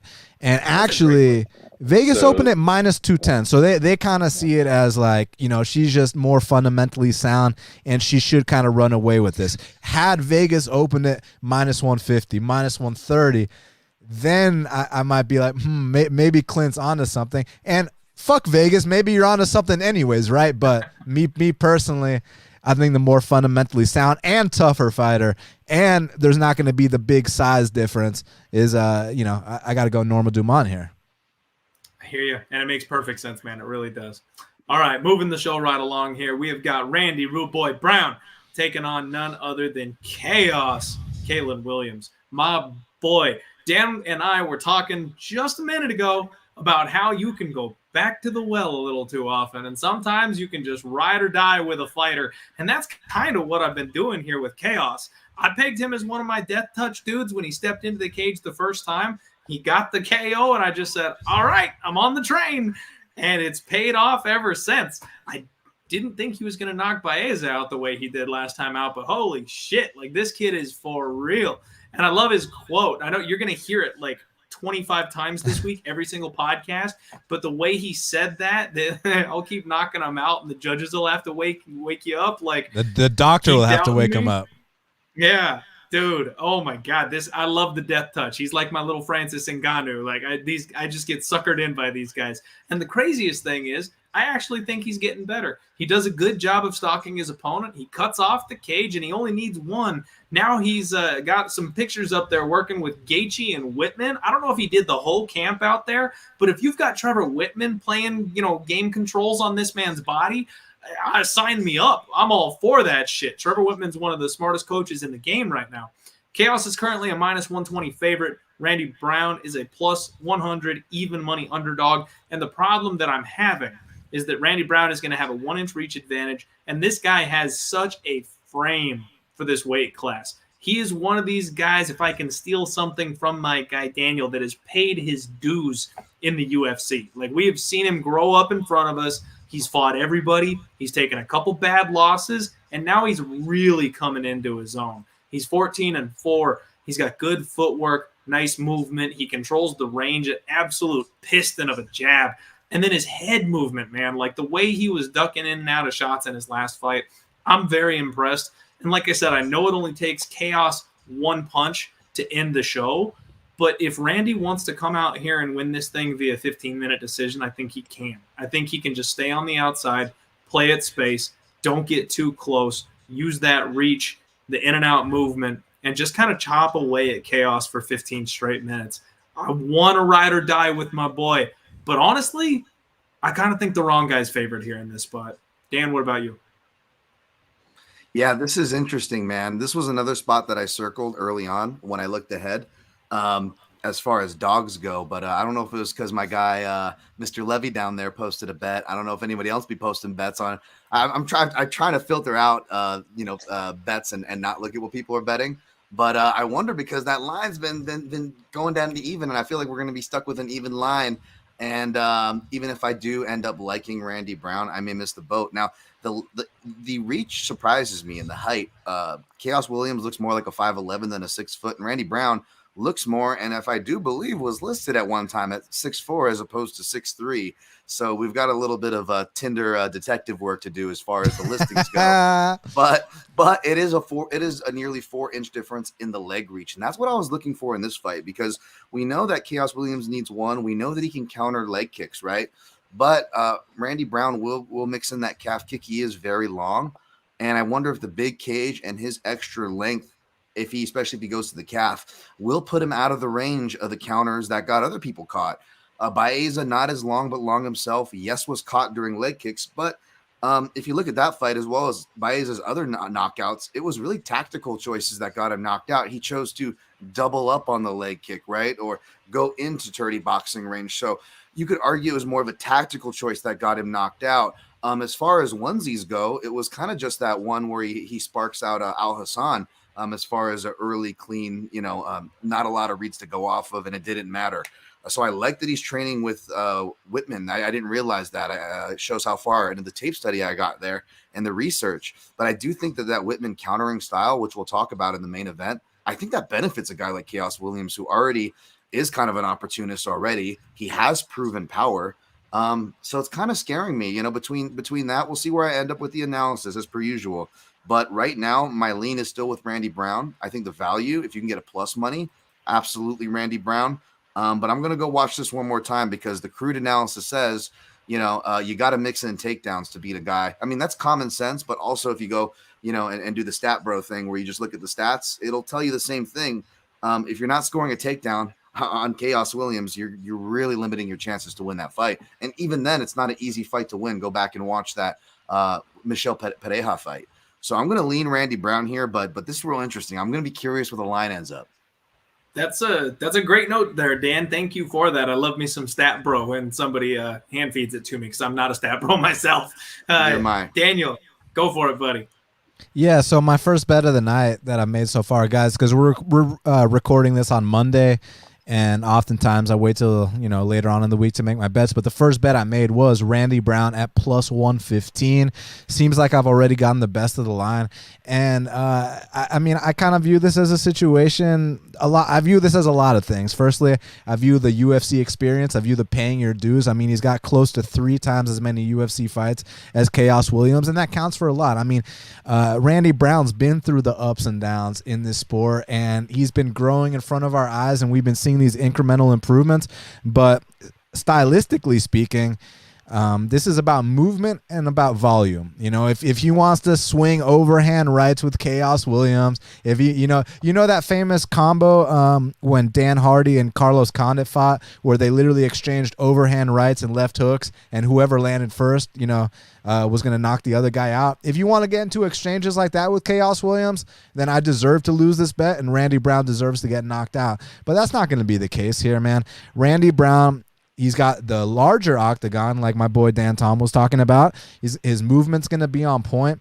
And some of the shots he was landing in that last fight against Jared Gooden, can y'all believe the chin on Jared Gooden to eat that front kick to the face?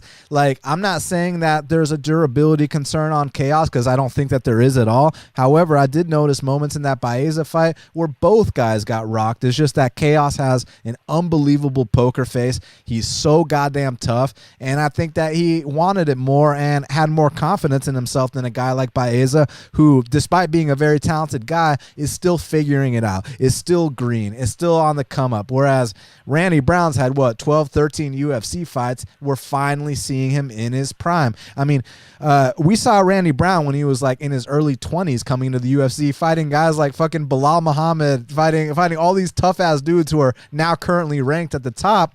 Now I think is his time to shine. And honestly, I think both of these guys are top 15 guys right now. Like, you mean to tell me that these guys can't go out there and beat Neil Magny? You mean to tell me these guys can't go out there and beat the current version of Wonderboy Thompson? You mean to tell me these guys can't go out there and beat Michael Chiesa? So something I like to talk about all the time is these guys coming up, they're about to usher out the old guard. And if you go back and you look at a weight class like lightweight, guys like Dan Hooker and Tony Ferguson are ranked ahead of Rafael Fiziev and Mateus Gamrot. So, like, my point is, you're going to be seeing all the old guard ushered out of the rankings. And the reason I bring that up is because I think right now Khaos and Randy are top 15 guys, despite them not being ranked. But back to this matchup, what I love about a guy like Khaos is obviously the undeniable one-hitter quitter power, but it's not KO or bust. I've seen him go out there, win decisions. I've seen him go out there mixing takedowns, and he doesn't throw one punch at a time. This guy will come out there and blitz you with a 6-strike combination.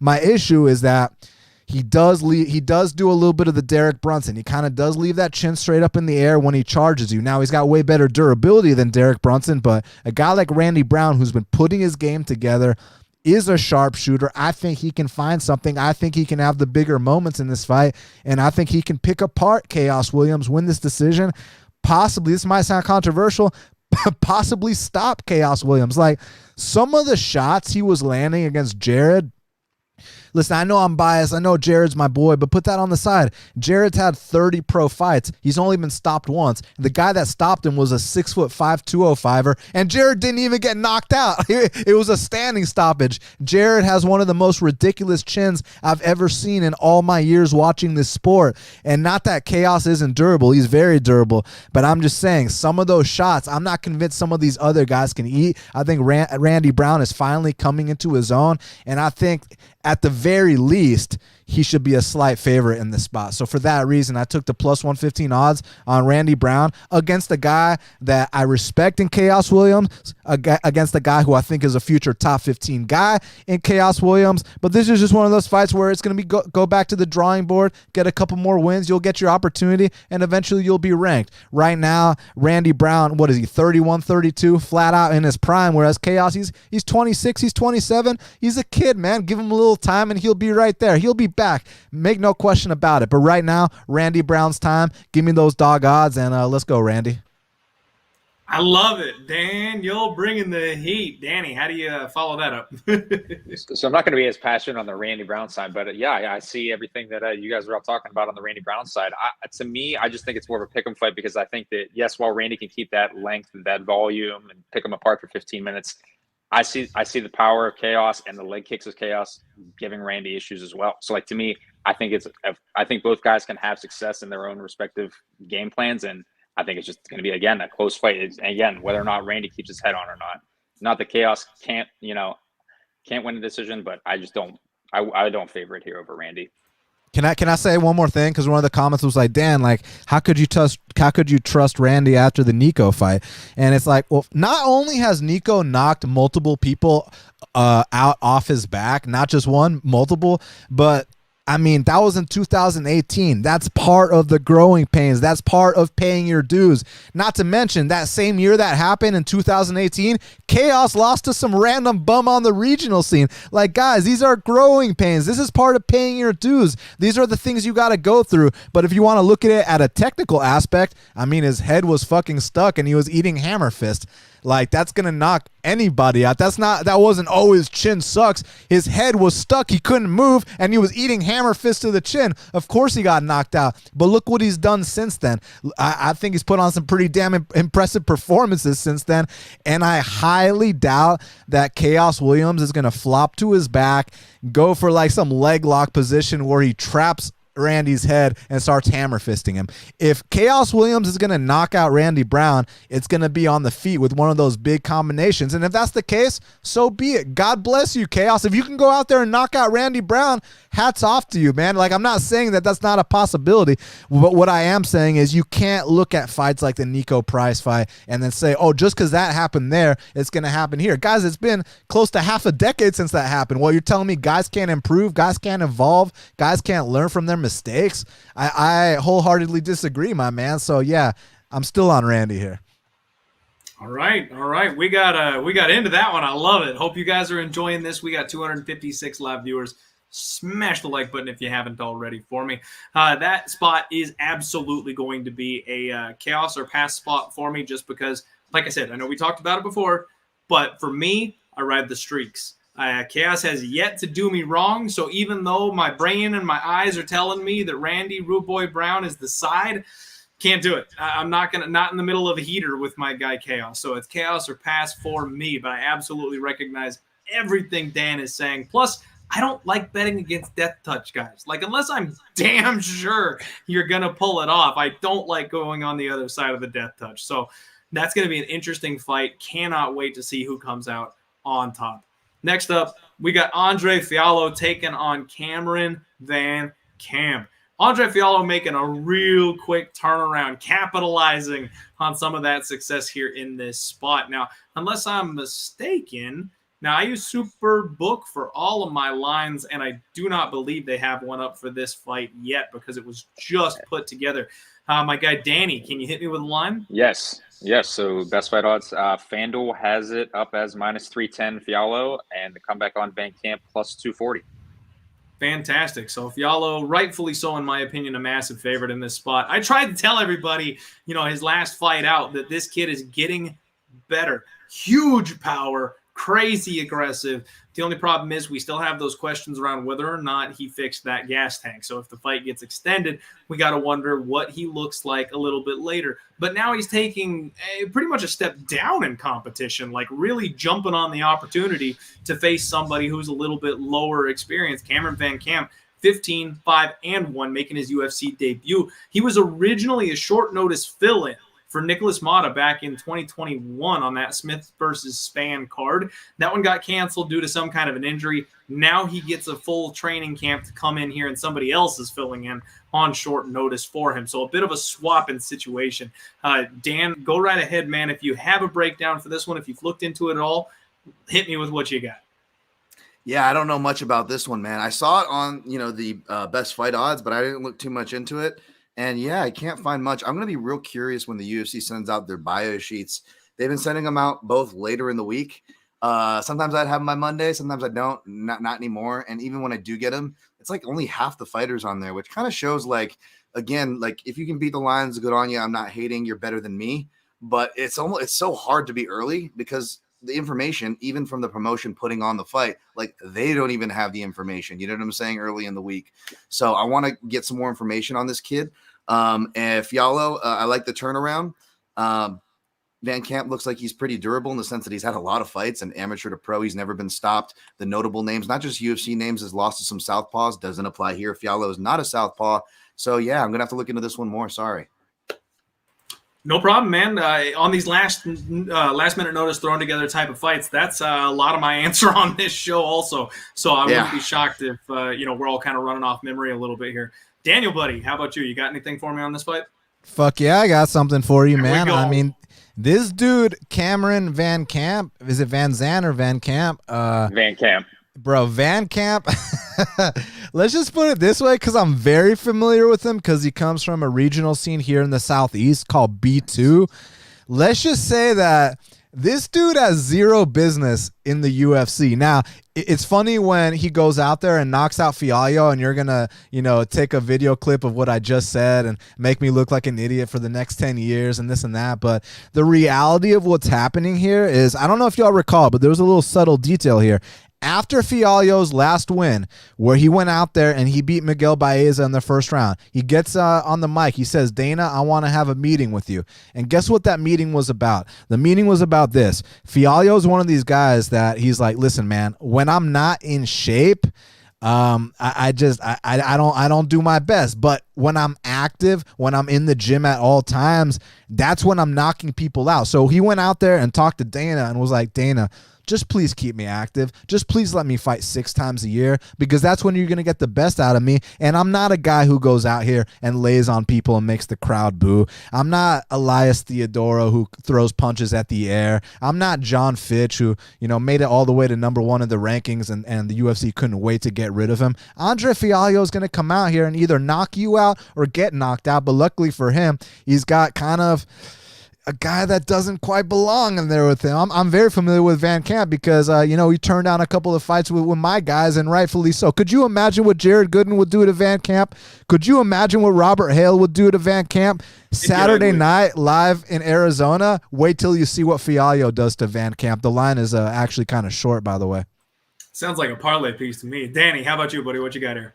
Yeah, to be honest with you, similar to Dan Tom, I have not looked into this matchup at all since it was relatively put together. Yeah, again, Fialho probably a solid spot for him. In general, I'm trying to fade Fialho, to be honest with you. Not here. But not here. Not this fight. But this is but this is not the spot to do it. See, and Baeza, this right here wasn't the spot either. I wasn't on Baeza either. I like the under there. Yep. All right. And this right here, this is the power of the Council of Dans, because we got the man himself coming in with some insider info that none of us would have had any access to, bringing it to the people live and free. So thank you very much, Daniel, for doing that for us, my man. Next fight up, we've got maybe a double retirement fight. The Cowboy is back, ladies and gentlemen. Donald Cerrone taking on Joe Lauzon, and I can't wait to go talk to my father-in-law because he thinks Joe Lauzon looks like an alien and always loves talking about him from back in the Ultimate Fighter days. One of my absolute all-time favorites. All right, Joe Lauzon, if you don't know, was a total absolute nerd gamer geek who got into jiu-jitsu and used that next level gamer brain to pick it apart and somehow figured out he was half good at fighting and then became a complete badass. I love the guy, love his story, love his attitude. Real fun to see him back here for this fight card. But as far as this breakdown goes, Daniel, I know you were the only one with something to say last time around, but let's go ahead and have you kick this one off, man. How do you see this fight going? As far as Lauzon and Cerrone are concerned, I mean, this one, as far as the dynamic, it's very easy to break down. As far as the actual pick itself, that's where it gets kind of tough. So basically, Donald Cerrone, historically slow starter. Joe Lauzon, historically fast starter.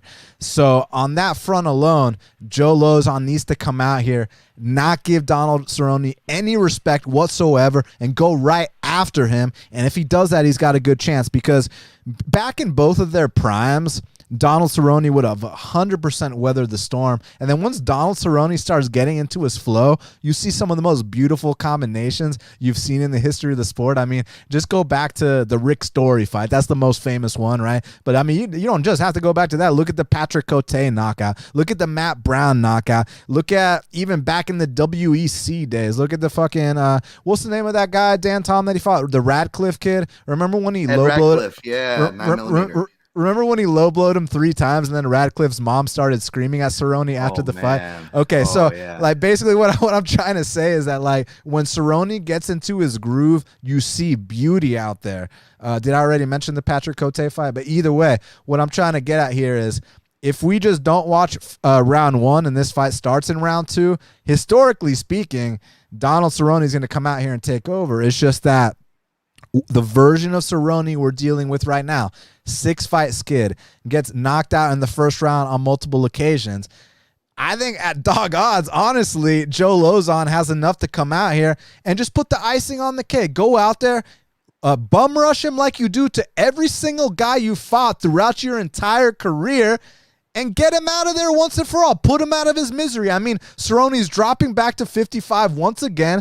It's just the risk. The reason why I would only bet 1 unit on Lauzon and not more is because if this fight goes past the first round, we're probably going to lose. But in the first round, I think there's such a good chance of Lauzon getting him out of there in that first round. This is a dog or pass situation in my eyes. Like I said, back in the day, a couple of years back, Cerrone wins this fight all day. So back in the day, there was a time when, unless you're a top 5 guy, like you're not beating Cerrone, period, point blank. That's just how it was.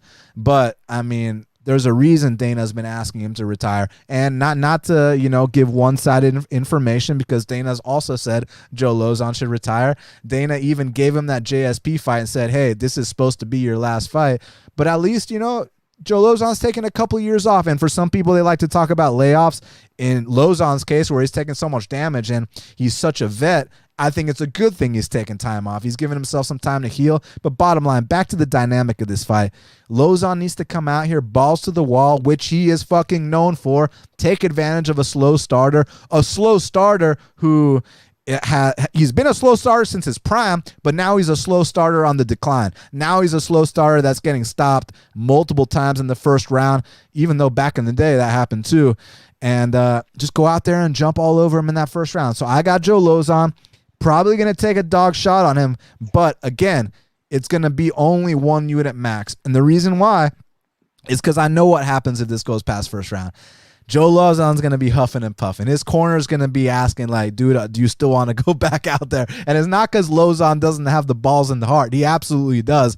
It's just more so the amount of damage Lauzon's taken throughout his career. You got to look out for your fighter at some point. But if you want to bring up some of these losses he's had, like the Chris Gritzmacher fight, one thing about Gritzmacher is, yeah, it might look ugly, but you literally hit Gritzmacher with everything you got, and he keeps walking forward.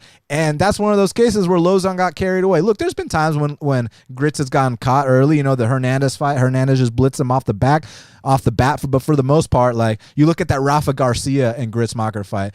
Rafa was like, oh my God, like, I'm about to knock this guy out. I'm teeing off all over him. He blew his load, and then he had nothing left, and then Gritzmacher comes back. That's kind of what happens when you fight a guy like Gritzmacher. I don't have an explanation for the Clay Guida fight, but the last one against JSP, that was a big step in the right direction. And I do have my theories about Joe Lauzon in Boston. If you go back, I know my boy Dan Tom remembers that Gabe Rudiger and Joe Lauzon fight. Like, Joe Lauzon turns up in Boston. This is in Arizona. Give me a Joe Lauzon first round finish. But at the betting window, if this fight does not end in the first round, then take a look at Cerrone. You'll get better odds than you do here. You cannot lay minus 175 on Cerrone on a 6-fight skid, contemplating retirement, looking the worst he's ever. Like, could you imagine if Cerrone would have lost to a guy like Alex Morano a couple of years ago?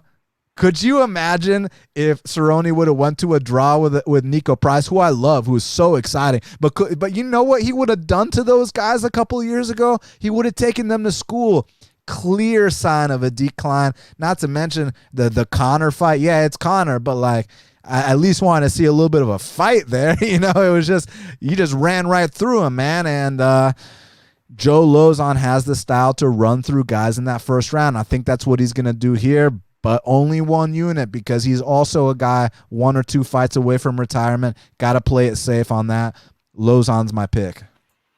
All right. We're getting to the top of the card, everybody. So the bold takes might get a little bolder as we get to these fights we're a little more familiar with. Danny, how about you, man? Yeah, so this is the first of the 2 dinosaur fights, I guess you should say. And then, again, for me, I would say the first of the 2 fireball and popcorn type of fights, because I just think that it's just a tough fight to bet on, really, man. I like Dan said, I don't know how you're laying chalk minus 175 on Donald Cerrone at this point in his career, but at the same time, Lauzon coming off of a 2.5-year-long layoff. Has he been training like completely because he has his own gym and whatnot? Again, it's just an easy pass for me. I get the angle for Dan in round 1, and they have Lauzon on FanDuel round 1 plus 800. For me, I would rather have something like that if you're trying to take a spot. I know, Dan, you're a money line guy. But yeah, if I was looking Lauzon round 1 prop, Cerrone, I think probably should be able to take him here, though. All right. So we've got Donald Cerrone, who is historically, a 155er, but has kind of moonlighted up at 175. or 170. The much bigger man, generally speaking, 2-inch reach advantage.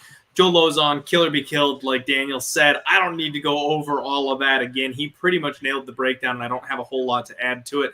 What I'm saying here, guys, is violence. Daniel's going to be happy to hear that Joe Lauzon did an interview with my guy, James Lynch. And what he talked about on there was he knows that Donald Cerrone struggles with friendly fighters. He knows that Donald Cerrone is a guy that you cannot let them get their pace in their range. So he said he's going to bum rush him, and he said whoever hits first wins the fight.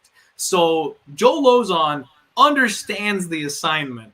The way these guys, their ability has been lately, and especially with the way that Donald Cerrone really struggles with this 155 weight cut after this long layoff, going back down again for what's potentially a retirement fight. Guys, just give me violence all day. Joe Lauzon is going to force this fight to an under, whether it's him going out on his shield when Donald Cerrone flips the script on him, or whether it's him landing a bomb early, and my damn dog is barking. Sorry about that, everybody, but apparently the dog is That means Joe Lauzon's going to win this fight, y'all. Joe Lauzon. All right, sorry about that. Had to mute it so I could. You're all good. All good.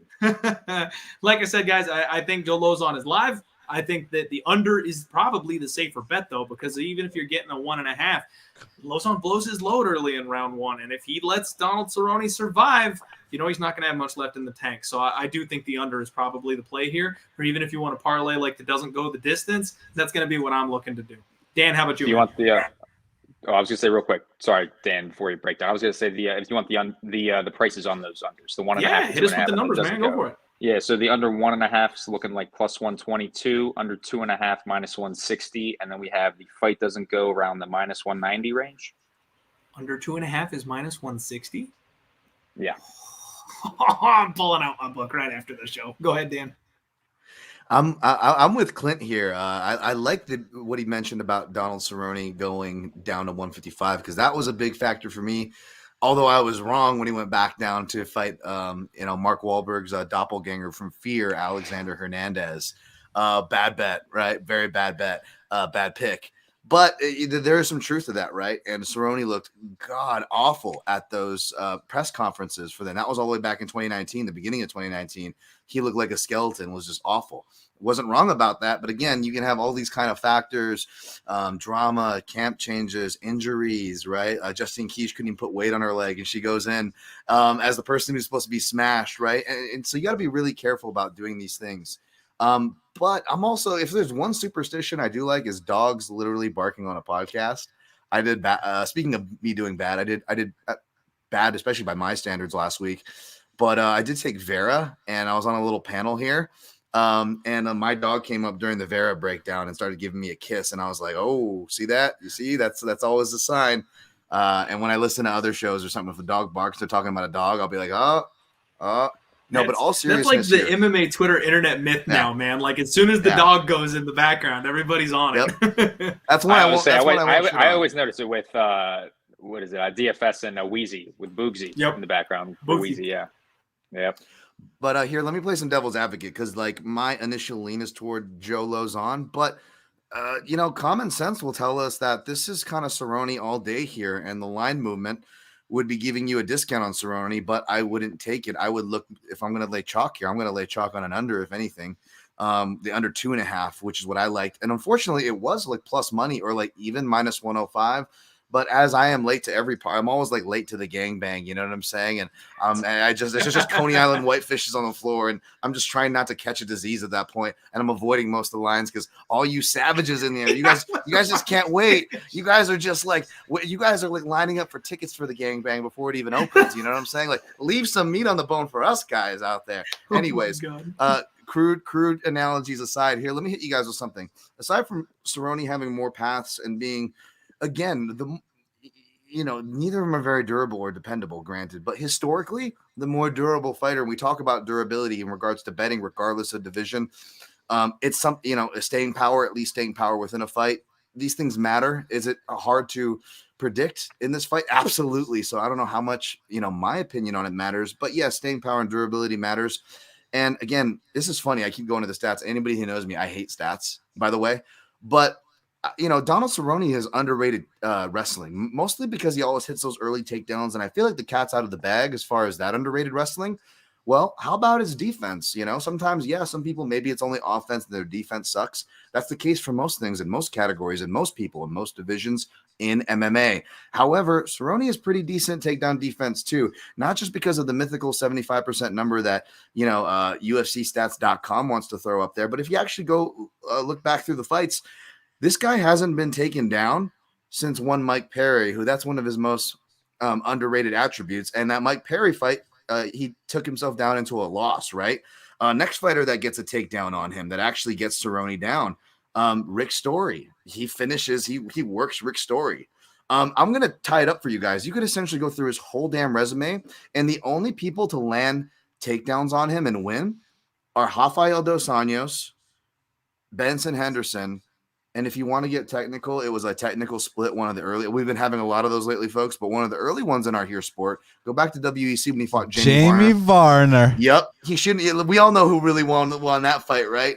So really, and I'm not trying to dissuade anybody who's on Joe Lauzon here, but I just, to play devil's advocate, because I feel like we're all feeling Lauzon regardless of how strong. I just will say that everybody who's taken down Cerrone, not only has he beat them, like he washed them. Like they weren't even any of his competitive fights. Like it wasn't even like Matt Brown where it was back and forth and then he ends up getting like, no, like anybody who takes him down, it's a hard thing to do, A. And if they do it, unless your name is Benson Henderson or Rafael dos Anjos, like you are on the other end of a fucking Cerrone highlight reel. Granted, all these samples are from a while ago, and when you get old, we can kind of crumple out the homework and throw it out the window too, right? So I get the Lauzon love. Honestly, Lauzon is where I'm leaning. We'll see where I end up, but really, this could be a hindsight thing where we're like, yeah, maybe, you know, Cerrone just got caught cold. He is old. His cardio, his chin isn't as good. No, but ultimately the stylistic dynamic is a clear as day one where Cerrone should, that's a big key word. This is MMA, should win. Maybe if I go back and watch the Nico Price fight, how much of it was Nico fighting dumb that allowed Cerrone to even be in there with him? I remember the Pettis fight, that was 249. It's hard to take any of those sample sizes too seriously. Everybody was fighting under pandemic for that first couple months or so. And correct me if I'm wrong, I got to go back and watch the fight, folks, but a lot of people I respect, I believe, scored that for Pettis. And Cerrone, or sort of scored it for Cerrone, and Pettis himself was a bit surprised to win, right? So again, we could play revisionist history all day. There are some potential flags that could bite us in the butt here, but I'm going to lean Lauzon for right now. We'll see where I end up. All right. All of us leaning towards Lauzon. Unders sounding like fun for everybody. Yeah. I like it. Next up, speaking of durability, Owen St. Preux taking on Mauricio Shogun Rua. We got another dinosaur fight, as Danny Lex would say. And correct me if I'm wrong, Danny. I think it's your turn to kick off the break. I am, yes. And it'll be a pretty short one for myself. So, yeah, like you touched on, this is the second of the dinosaur fights. It's the second of the fireball and popcorn fights. We have them back to back. And, yeah, I really don't see this fight is being made. You know, like, I mean, Shogun should be retired at this point, to be completely honest with you. So, to me, I think OSP should be able to finish him fairly similar to how he did in the first fight. I mean, anybody that's really chucking OSP in parlays, though, I don't really advise it. I think if you're playing OSP, you're playing OSP by knockout. But I think, again, this is a fireball and popcorn type of fight. Just pass. Yeah, man, I'm historically an Owen St. Preux hater. I think he kind of takes his backpack and goes home when things don't go his way. He's kind of turned into a round one fighter. Durability isn't fantastic. The fight IQ isn't fantastic. The volume isn't fantastic. Here he sits minus 230, but his opponent, can I really take advantage of him with Mauricio Shogun Rua, another dinosaur, another fossil that we have dusted off here for this event? I mean, no disrespect. The man's an absolute legend. But I don't know how much we can trust him here. But at the same time, I'm talking about betting on Joe Lauzon because he understands the assignment. Like, if you're going to do anything, Shogun is the kind of guy who's – what the fuck? How are you sideways there, Danny? How did that happen? So, sorry. That caught me off guard. Man, Shogun Rua, though, he reminds me almost at this point of Fedor Emelianenko. Like, the guy has offense. He might not have his defense. He might not have his cardio, but holy shit, can he hit? You know what I mean? He seems like the kind of guy for me that will still be able to come out and hit like a freight train. OSP, if he uses his grappling, that size, that power, he's basically a heavyweight in disguise. He might be able to drag Shogun down to the mat, but let's be real. Is he really going to submit Shogun? I mean, unless it's the Von Brew. I don't know, man. Like, this is a spot that's very dog or pass for me. Definitely a fireball and popcorn fight, as Danny said. This is one to just sit back, enjoy a couple of legends, root Shogun on. If you're going to bet it, be careful unless you've got like some angle that the rest of us haven't talked about. Just tread lightly on this one, boys and girls, and whatever else you identify as. Be careful betting with your bankroll management. Dan, you're up, buddy. Yeah, man, I definitely be careful betting this one. You know me, I love old dudes, and I'm like, this line doesn't make sense. I'm gonna look for a reason to bet Shogun, and I just realized I'm like, oh yeah, it's Shogun. And even though both these guys are old, sketchy, you could question their durability. Well, Shogun, you don't have to question it. You kind of know it's sketchy, but obviously OSP you can question as well, to almost as strong a degree if you wanted to. So that's kind of the weird thing here. But you know what? Between both these guys, only one of them has some semblance of their knees and athleticism. So for that reason alone, I'm going to go with OSP, but I do not see an angle. I cannot think of an angle that sounds tempting on this fight.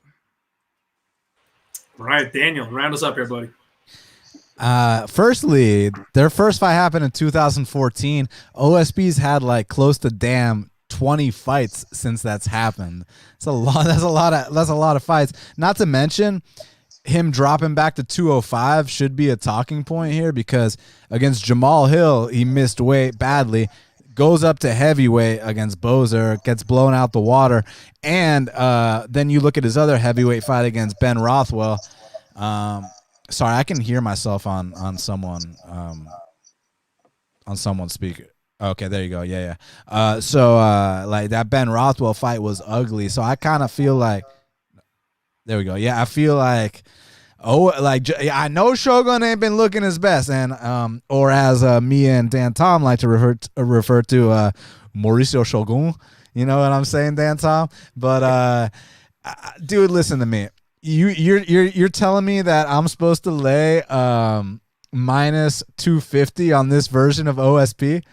Like, motherfucker, please. You know what I mean? Like, there's no chance that's happening. This is another one where it's a 1-unit shot on Shogun or pass. And do I think he's gonna win? I don't know. I don't know if I think OSP's gonna win, man. I actually think Shogun's the better fighter here, man. Like, I think the first fight was like a 30-second fight. He got caught. Shit happens. Like, no two fights are ever created equally. Like, and we're going to talk about that with the Rose Namajunas fight, because, I mean, if you go back, and I guess I can start talking about it now since I brought it up, like, when she fought Joanna the first time, she knocked her out in the first round. They fought the second time and went all 5 rounds. The Wiley fight, she knocked her out in the first round. Next time went all 5 rounds. The Jessica Andrade fight, she got slammed on her head. Next time it went all 3 rounds. So no two fights are created equally. So I highly doubt that it's just going to be a case where they throw the skateboard and, Shogun slips on it and 30 seconds later the fight's over. It could happen though, because one thing about my boy Shogun is he can't take it like he used to, but his heart is still in there. And before someone's like, oh, he tapped his strikes his last fight, guys, let's just pretend that never happened. Because for the most part, Shogun's known for being that guy that can just eat your shot after shot after shot. And whether he's wobbling all over the place, he's still going to walk forward and try to throw big bombs. And this guy, Ovin St. Preux, what I'm about to say might kind of sound like I'm discrediting him, but I'm trying not to. The technique's never like really been there. Like, it's not like a dude that fights behind the jab. It's just a dude who is such a goddamn good athlete, is very experienced at fighting, that he's gotten away with a lot of things that other people would not be able to get away with. So I'm going with Mauricio Shogun. You cannot get me to lay minus 250 on this version of Ovin St. Preux. Plus, you talk about the psychological aspect of things. Ovins is like, oh, I knocked this guy out in 30 seconds. Like, and he's got to make that cut to 205. I bet the fight is more about for him making the weight than it is the actual opponent. Whereas with Shogun, this might be his retirement fight. This might be like, hey, like, I want to get one back on this guy. And I think Shogun's the better fighter. It's just, I know he can give it. Can he take it too? But same questions can be asked for OSP. I know he can give it, but can he take it too? So I don't see this being a minus 250 fight. The only reason it's minus 250 is because what happened in 2014. Guys, it's 2022. It's been a long ass time since 2014. So I'm not sitting here guaranteeing a Shogun win in his current form. But what I am saying is I wouldn't hate a 1 unit shot on him. A 1 unit shot at plus 200 odds to fade this version of Ovince St. Preux against a legend. Like, sometimes the legends will surprise you, man. So I'm going with Mauricio Shogun to come out here and beat OSP. All right. Now, Dan hit something in the private chat here, and I think it bears being mentioned for the people listening to the stream. You got to unmute them. I muted because my dog started barking while Dan started talking about Shogun in the backyard. Let's I'm go. just saying, I want to throw that out there. And All right. And Let it be known the dogs are barking in the background when we're talking about OSP and Shogun. So, All right, so maybe it's a 2 unit bet, not a 1 unit bet, right, guys? Next up, we got Michael Chandler taking on Tony Ferguson, the return of Tony Ferguson. Oh, man, I'm so ready for this fight. And I think it's my turn to kick it off, so I'll go ahead and dive in here, folks. What we've got is an opening line, or not opening line, I guess. The current line sits Tony Ferguson plus 330. Michael Chandler is minus 400 per Superbook Sports. And there's a couple different narratives at play here. I know not everybody likes to do the narrative thing. I know a lot of people like to just focus more on the fighters and their skill sets and whatnot. But there's this air of he's shot around Tony Ferguson. The man is 38 years old. He is getting up there, and he's had a rough couple fights. He's on a bit of a skid. Just got grinded out by Bilal in his last fight. A lot of people not very impressed with this 3-fight skid that he been on. Beneil Dariush. Oh, I'm sorry, Beneil. See, Beneil and Bilal, those two guys, like, they're the same human being in my head. Hot Chocolate and Max Griffin are the same guy in my head also. Bill Aljo and Billy Q. Like, there's a pair of guys in, like, every single, weight class, or they're one weight class apart from each other that for some reason Harry like Hunsucker and studies. Jared Bandera. Yeah. Jay Collier, Chase Sherman, and Parker Porter. Hey, there's only one Parker Porter, sir. No. Porker Porter. Exactly. No, so anyway, Beneil Dariush grinded him out in the last fight. Charlie O got him before that. And then, of course, the absolute war with Justin Gaethje back at UFC 249. And honestly, guys, I think that people are selling my guy El Kukui just a little bit short. The one thing that we have seen from him kind of over the course of his entire career is that wrestling gap has always been there. Like, no one's been able to, like, fully take advantage of it or really go for it. He hasn't fought the cream of the crop, the highest of the high. He was always working towards that title shot, never got the fight with Khabib. Like, we never saw anybody take advantage of that hole. Now we've seen people take advantage of that hole. But if you go back and you rewatch that Justin Gaethje fight, guys, the first 15 minutes is a fucking war. Like, he almost put Gaethje out at the end of round 2 with an uppercut. He was in no way out of that fight. Now, rounds 4, rounds 5, 2.0 Justin Gaethje, Trevor Whitman, Justin Gaethje started to take over and did the damn thing. But that was a mercy stoppage. His durability is not gone. He was not out of that fight. And if the ref didn't step in to save him, he was going to keep fucking going. Like, Tony Ferguson is still our friendly neighborhood psychopath that is not going to go down easily. And now I know he's fighting, an A-plus athlete here in this spot, but we saw what happened in that fight when Michael Chandler tried to go toe-to-toe with Justin Gaethje. He really front loads. He's round 1 or bust in a lot of these spots, and now he was able to dig deep. He was able to keep on going through that fight, made it tough, made it competitive. But again, he's a guy that if he doesn't get you out of there early, he is not the same fighter in round 2. And Tony Ferguson is kind of your classic pour it on as the fight goes type of guy. Now, I'm not saying Tony's necessarily going to win this fight, But I'm also not convinced that he's completely shot to bits. And I'm not convinced that Michael Chandler is going to be the guy that KOs him in the first round. So this is a spot for me where I am very tempted. The wider this line gets, the more I think it's getting to that point of disrespect on Tony Ferguson. And more so than picking a side, I actually think the over is in play. I think just simply banking on Tony Ferguson, surviving that first round, getting us to round 2, and then sweating my balls off for 2.5 minutes while I grab a new pair of stage man underwear. That's all I need to do is just get over a round and a half. And I think Tony can hang in there for that long. I don't know that he's going to be finishing Michael Chandler that quickly because we saw the kind of shots that Chandler can take. We're in the big cage, the awkward movement, the rolls that Tony Ferguson uses, like the little panda bear gif we've all seen from Sparring with Reality betting over on Twitter. Like, he can just maintain the space and use that big cage. I think we can get over 1.5 here, and I think Tony's live. Dan, you're up next, man.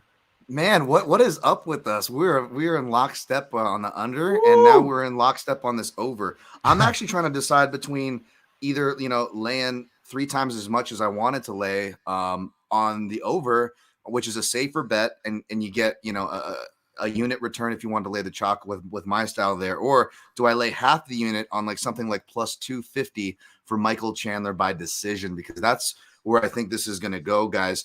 I think that the only way this gets stopped is if Chandler, he probably will rock Ferguson early, but just Ferguson's so tough. It took, 5 rounds of Justin Gaethje punishment before Herb Dean finally, and it was a good stoppage, by the way. It wasn't like he should have, like, there were points where he should have stopped it before, like Anthony Smith Glover or anything like that.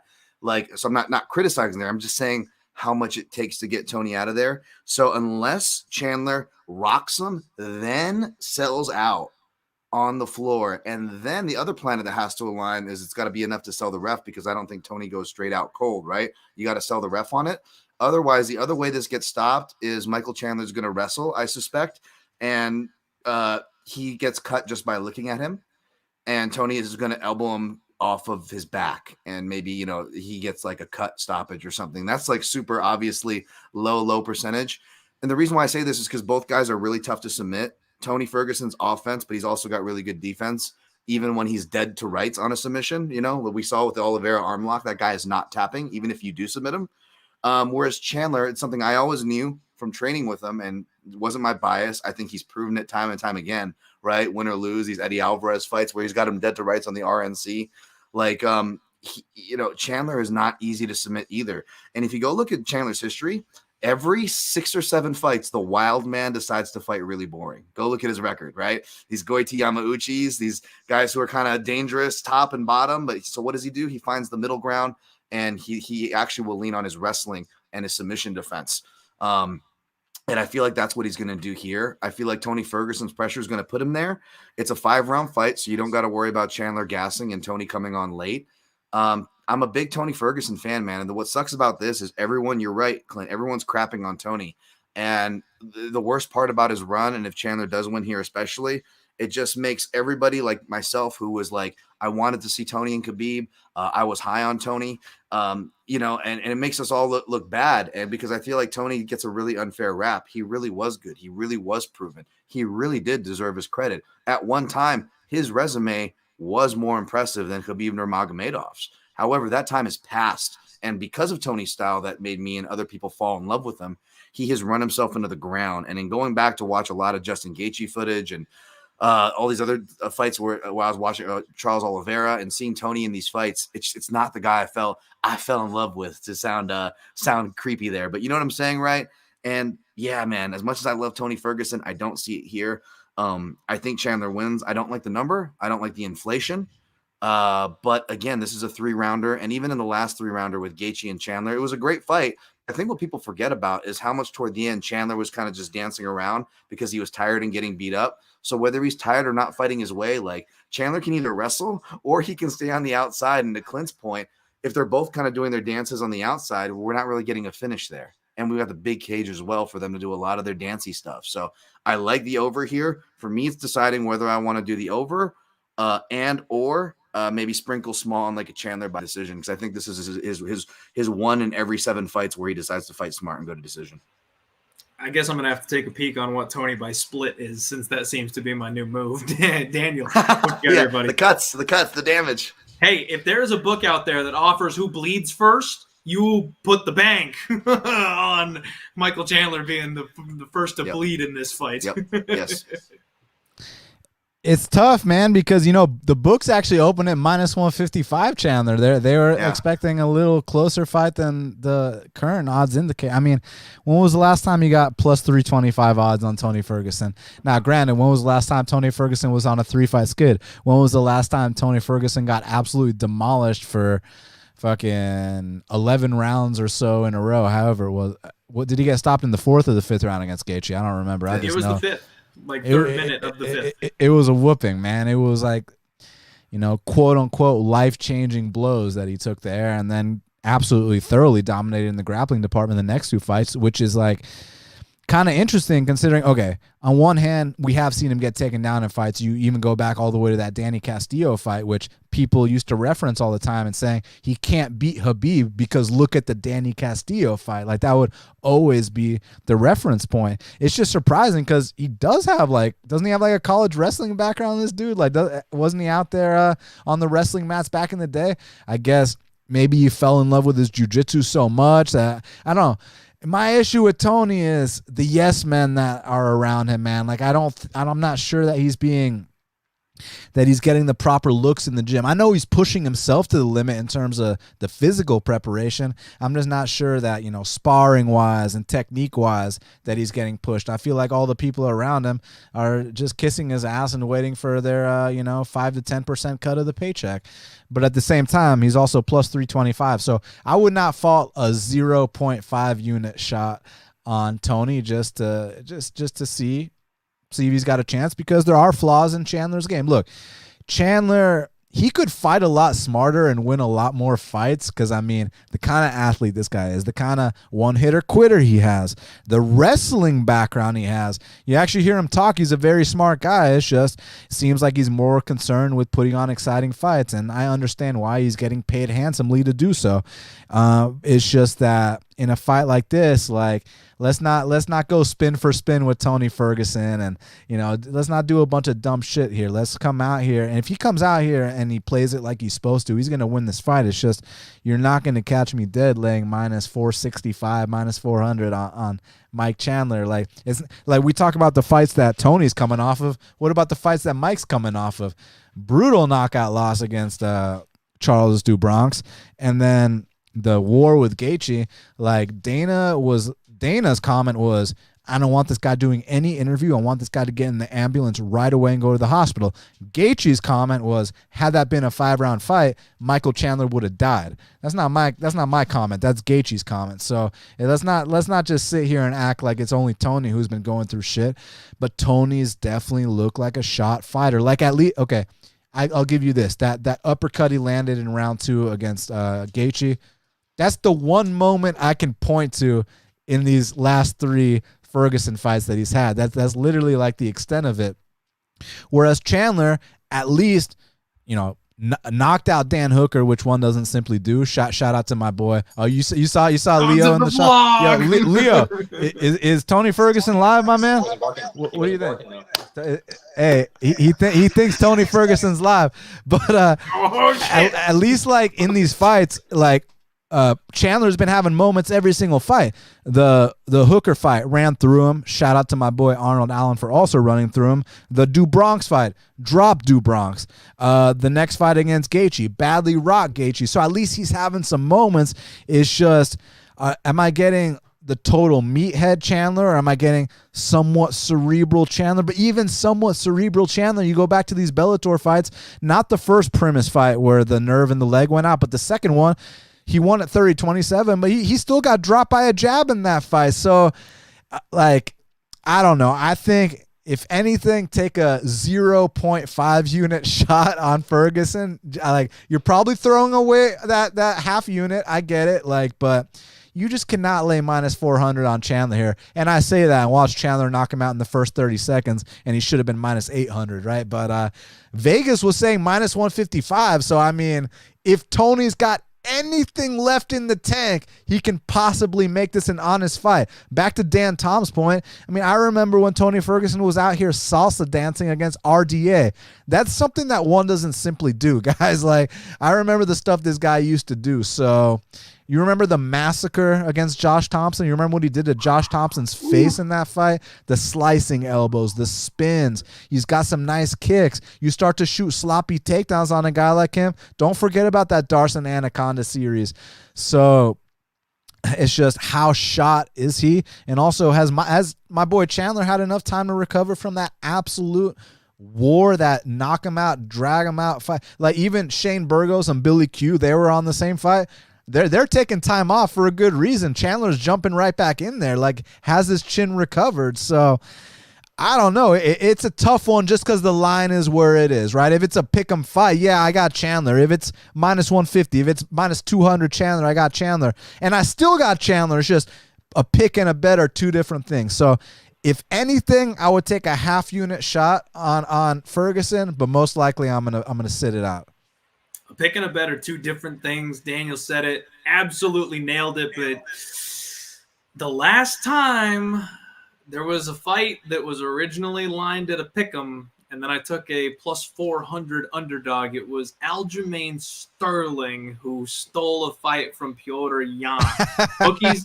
Bookies are saying this thing is minus 150. Now my man is plus 330.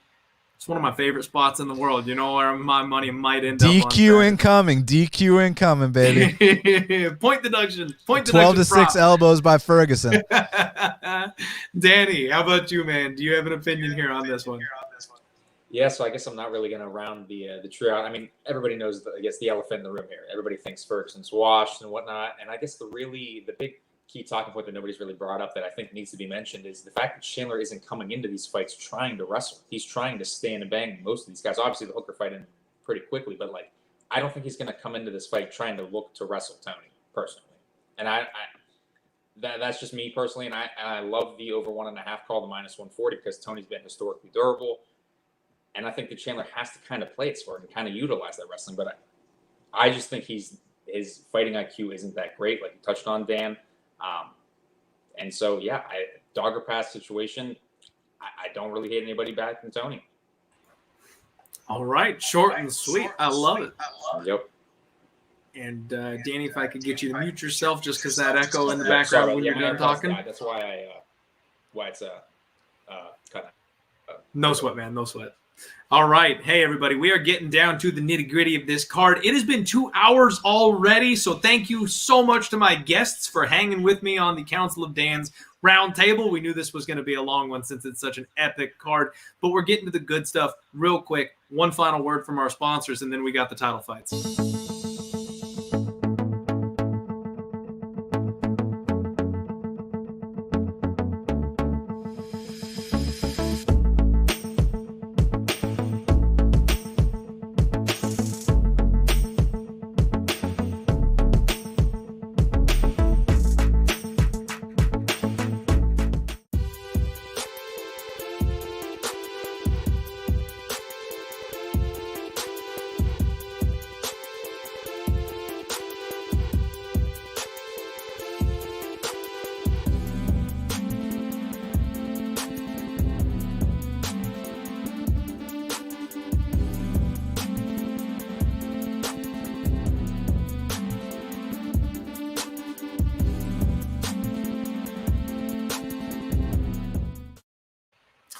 All right, everybody, welcome back to the Council of Dan's Roundtable for UFC 274. My guy, Danny, you got to pop out your own sideways again.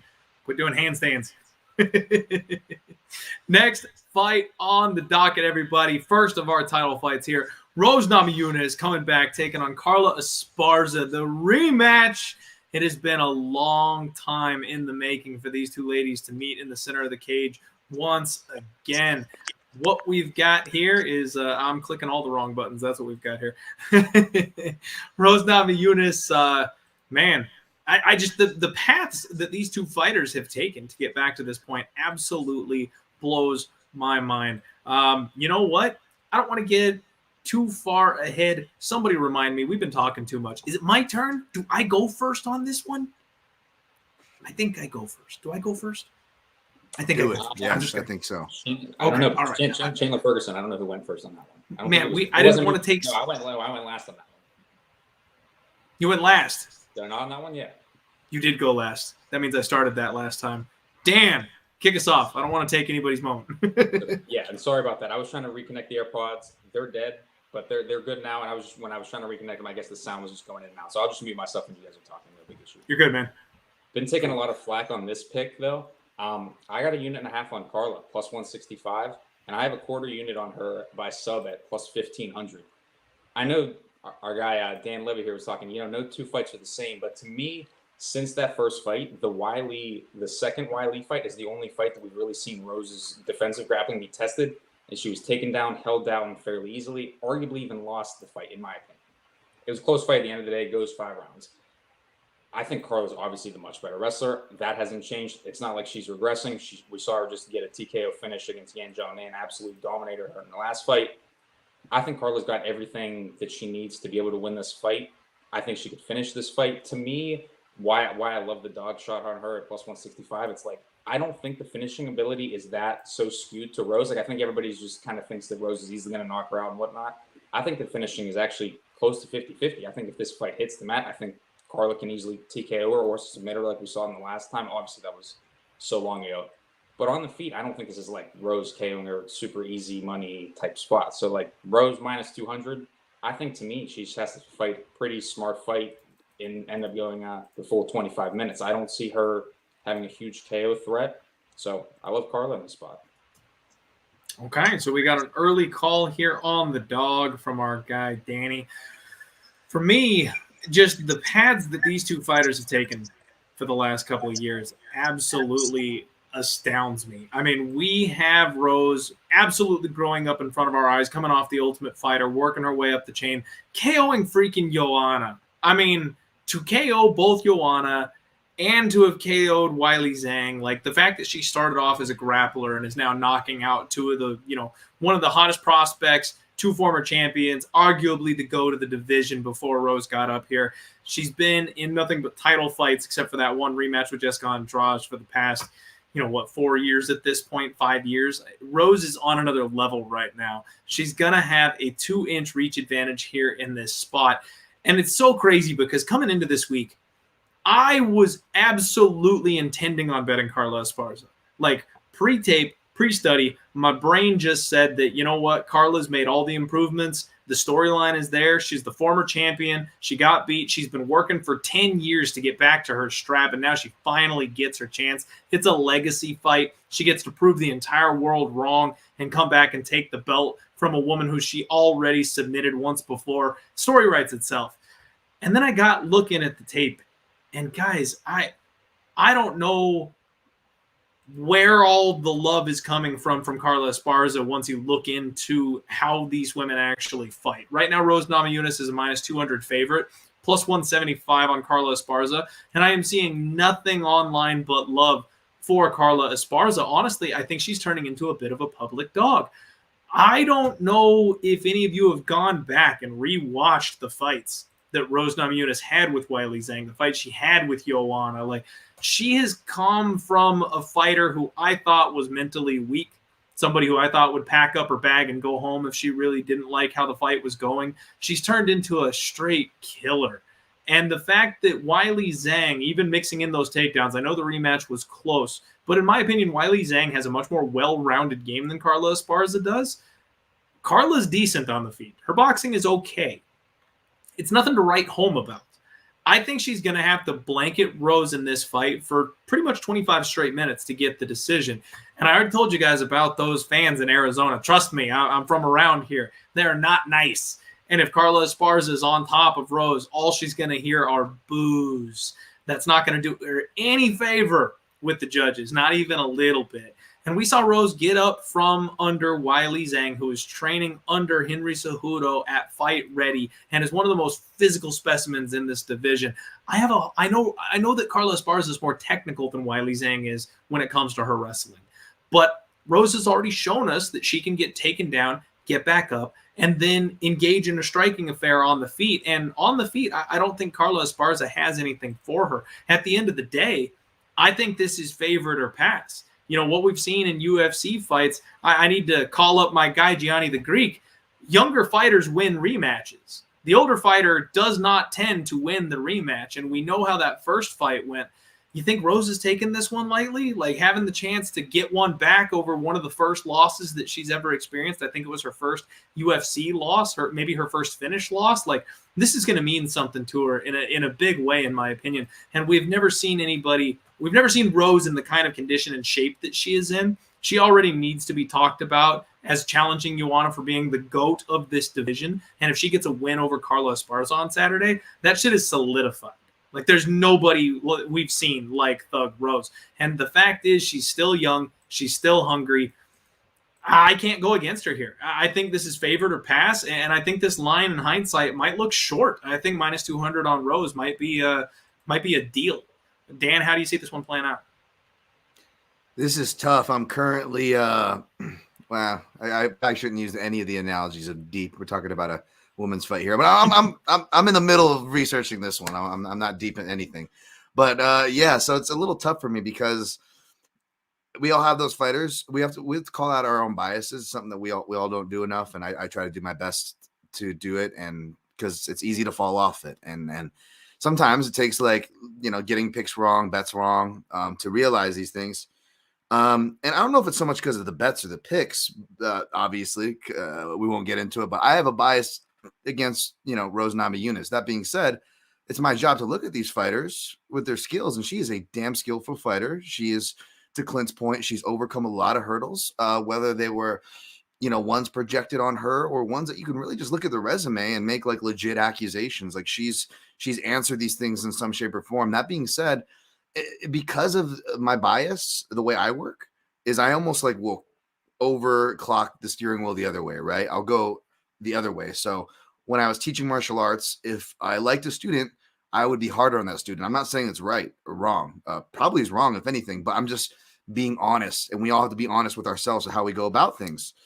So part of me is I go back and I watch, because I didn't watch that pay-per-view live, UFC 268. So when I went back to watch it, I was like, wow, Zhang Wei Li, she actually has an argument for winning this fight. Now, am I saying this because I'm not the biggest Rose fan? You know what I'm saying? Like, how much of it is that, right? But a lot of people I respect, Danny Legs himself just said it. A lot of people share Danny's opinion there that I respect as well. So, and that's kind of what I saw, right? And that's the funny thing is well, if rematches never go the same, which was a great point brought up by Dan earlier, and Dan should bring it up because I was the dude bringing it up at the beginning of the year. And when it came time to I could have victory lapped, I went and I broke my trend and I picked Vicente Luque to finish Bilal Muhammad again, right? But back to Dan's point, and he was on the right side of that one. It's not just us talking here, right? Bilal obviously won that fight, although that does go against, the older fighter winning and the younger fighter. There is a minutia there. There are numbers to cite. So you're right on that, Clint. So it gets really confusing for me. So I'm going to wait until I completely run this through the comb. I'm siding with Rose because I thought that the line was going to be bigger, wider. And I thought that despite the first result, and I thought that public love was going to come on Rose, if anything, because Carla's she's older. She's a wrestler. She's not I think she's an attractive girl. I'm not saying sexy in that way, but she's not a sexy offering in the MMA betting ways, right? If that makes any sense, guys. So this really, really surprises me. So I don't blame Clint for saying favorite or pass, but at the same time, there is a pathway here for an upset as far as wrestling goes. Let's not pretend that Rose Namajunas, she only has 2 KOs, folks. And in both those fights, they were fights where she caught the girl early, and in the rematches, whether she won or she lost, she won one, she lost one, and she arguably lost both. Right? She arguably lost both. They were completely different fights the second time around. So regardless of the winner, it's safe to say we can expect a different fight. But again, I'd be careful. I'd warn people that were too confident in the dog, because there's a lot more dog love than I thought we would be getting. But at the same time, I'd be careful and, just think, oh, Rose is going to go in and knock her out, because when has that been a thing? So essentially she's going to have to just really outstrike her, keep her at range the whole time, which, again, women's strawweight and a lot of the women's divisions are like men's heavyweight, like I said before, with the outcomes. But here's another way, folks. If you can wrestle, you are immediately a live dog and a stylistic problem for 99% of the division, just because those divisions that I just cited lack wrestlers. So, and with women, MMA being kind of behind men's MMA, like women's MMA is still like they passed the the Liddell Ortiz stage of the game.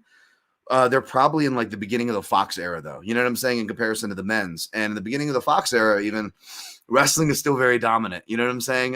So I don't know. I think that Carla's always going to be live. I don't blame anybody chasing the dog here. So sorry, long-winded, middle of the fence riding answer for me, but there's some points that caution you on both sides. All right, Daniel, your turn, buddy. I mean, on one hand, not only did Lags get a great number to bet on someone who's already beat the opponent they're fighting, but she's got a clear path to victory here. But everyone's saying, oh, she's got to lay on her for 5 rounds. Firstly, that's total bullshit. She only needs to lay on her for 3 of 5 rounds and survive the other 2. So let's get that out the way. And secondly, let's talk about the validity of Carla getting this title shot. Wins over Alexa Grasso, Karate Hottie, Marina Rodriguez, Yan Xiaonan. Hey, you earned that title shot, young lady. Like, no debates here. That's a clear-cut #1 contender. And then on the other side of things, Rose Namajunas is undefeated in rematches. The Joanna rematch the second time. The Wiley rematch, although might be controversial, but she made adjustments down the stretch. The Jessica Andrade rematch. So at least she comes from a camp where Trevor Whitman's putting in that work, and they're making those adjustments. So it's one of those things where, do I think Carla Esparza is going to get takedowns in this fight? Yes, I do. However, I don't think that just because she gets takedowns that means the fight's automatically over. I think that there's going to be certain rounds where maybe Carla does lay on Rose for the entire round, but there's going to be other spots where I think that maybe Rose gets back up from the takedowns. And I think the fundamental difference between the two is that Rose has multiple avenues to win this fight. She can bust her up standing. You've seen her knock people down with punches against Joanna. You've seen her knock down people with head kicks against Karate Hottie. You've seen her go out there and submit people. You've seen her dig deep in 5-round fights. And back to the point Dan Tom was talking about, when I say the words dig deep, that's something we used to question with Rose Namajunas. And we were always saying that she's one of the most talented fighters in women's MMA history. It was just about the mental catching up with the physical. Does she truly believe that she belongs? Does she truly believe that she's the champ? Now I do think that confidence has caught up. It's just another one of those things where when you look at the price, like plus 185 on Carla, I get the reasoning there. Like that's a nice price on someone who's got a clear path to victory. It's just, as a pure pick, I do see there being adjustments made down the line. Like, for example, first round comes out there, maybe Carla lays on her the entire first round. Second round, maybe the takedown's not as easy to come by. Maybe Rose lands some significant strikes that even if she does get taken out at the end of the round, it kind of sways the judges towards Rose's favor. And then you kind of take into consideration, you look at the Karate Hottie fight with Carla. She went 1 for 10 on takedowns there. But then you look at a fight against like Yan Xiaonan, and she absolutely mopped the floor with someone who's one of my favorite prospects in that division. So it's kind of tough. It's just one of those things where I think there's literally only one way that Carla wins. I'd be shocked if Carla was rocking Rose standing. I'd be shocked if Carla has some kind of calf kick game. Would I be shocked if she submitted her? Well, she did it back in 2014. It happened once. Could it happen again? I personally don't think it's going to happen again. I think the most viable path to victory for Carla is to win 3 of these rounds. Win 3 of these rounds. Hope the judges see it your way. But I do kind of see Rose accumulating damage along the way. You look at that Marina Rodriguez fight, and that should have been and by the way, the reason the camera angle changes is my main camera died, so now I'm on my backup. That's why. But anyways, the reason that fight was not 30-27 for Marina Rodriguez was because Carla decides to drop back for a leg lock. Marina gets on top of her. Marina landed some serious damage on Carla, to the point where one judge even scored the fight for Marina Rodrigues. And can we trust this in-fight decision-making by Carla? Like, we know there's going to be takedowns landed. I'm not debating that. Like, I know that Carla is going to take down Rose Namajunas. It's just we're talking about 25 minutes. One takedown does not mean the fight is going to be over shortly after. This is not Damian Maia versus Lyman Good, where one takedown and the fight is over shortly after. It's going to really be round by round. So, I mean, as a pure pick, I do lean Rose here. However, I completely understand the justification for taking Carla, especially you look back at that last fight with Wiley, and the opening was there for what you want to see Carla do in this exact spot. But to Rose's credit, even if you didn't score that fight with her, at least we can all admit that as the fight progressed, she started to have more of an answer for the approach of Wiley there. So I'm thinking that she builds off of that experience, can come out here and make something happen at some point. Like I said, there's multiple threats from Rose. There's the submission threat. There's the kicks. There's the punches. There's the speed. And don't be surprised if she lands a takedown or two of her own. It's just that with Carla, since aesthetically speaking, it might not be the prettiest style to watch, people often don't give her the respect she deserves. And Carla deserves all your respect. I mean, I named the people that she beat to get this title shot. Alexa Grasso, who's been looking unbelievable. Michelle Watterson, okay, whatever, but that's still a big name. Marina Rodrigues and Yan Xiaonan, who I think are two of the top prospects. Like, that's how you earn a title shot. It's just, is she ready for the queen now? And the queen, Rose Namajunas, is in her prime form. We were always waiting for this mental to catch up because, I mean, Dan Tom, I know you remember when I cashed that plus 215 on Carolina against Rose Namajunas in Atlanta at UFC 201, right? So, like, I've had a history of fading Rose Namajunas. I've also had a history losing against Rose Namajunas, and same with Esparza. I cashed a plus 240 on Randa Marcos, but then I lost on Marina and Yan Xiaonan. So it's been mixed results, so I'm not too sure. Usually when I'm not too sure, I think it's a dog or pass situation. But since I'm not going to get involved, like I just don't feel comfortable laying -2 something on Rose in this spot. I really don't.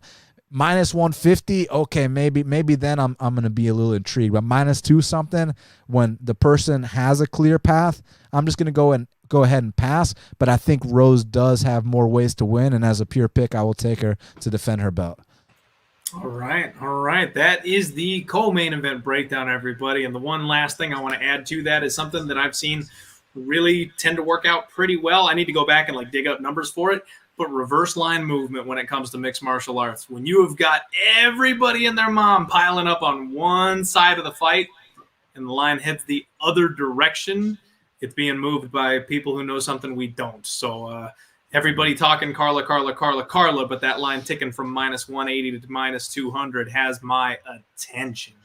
Main event of the evening. Before we get there, everybody, do us one more favor. If you haven't already, smash that like button. We've got nearly 300 people in here hanging out. The boys have put almost 3 straight hours in to break down this card for you. Show them some love.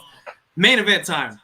Charles Oliveira taking on Justin Gaethje. Dear God, we've been waiting on a fight like this for so long. This fight is going to be bonkers as long as it lasts, folks. Daniel was talking about his history with the ladies in the last couple fights. Boy, do I have a history with Charlie O.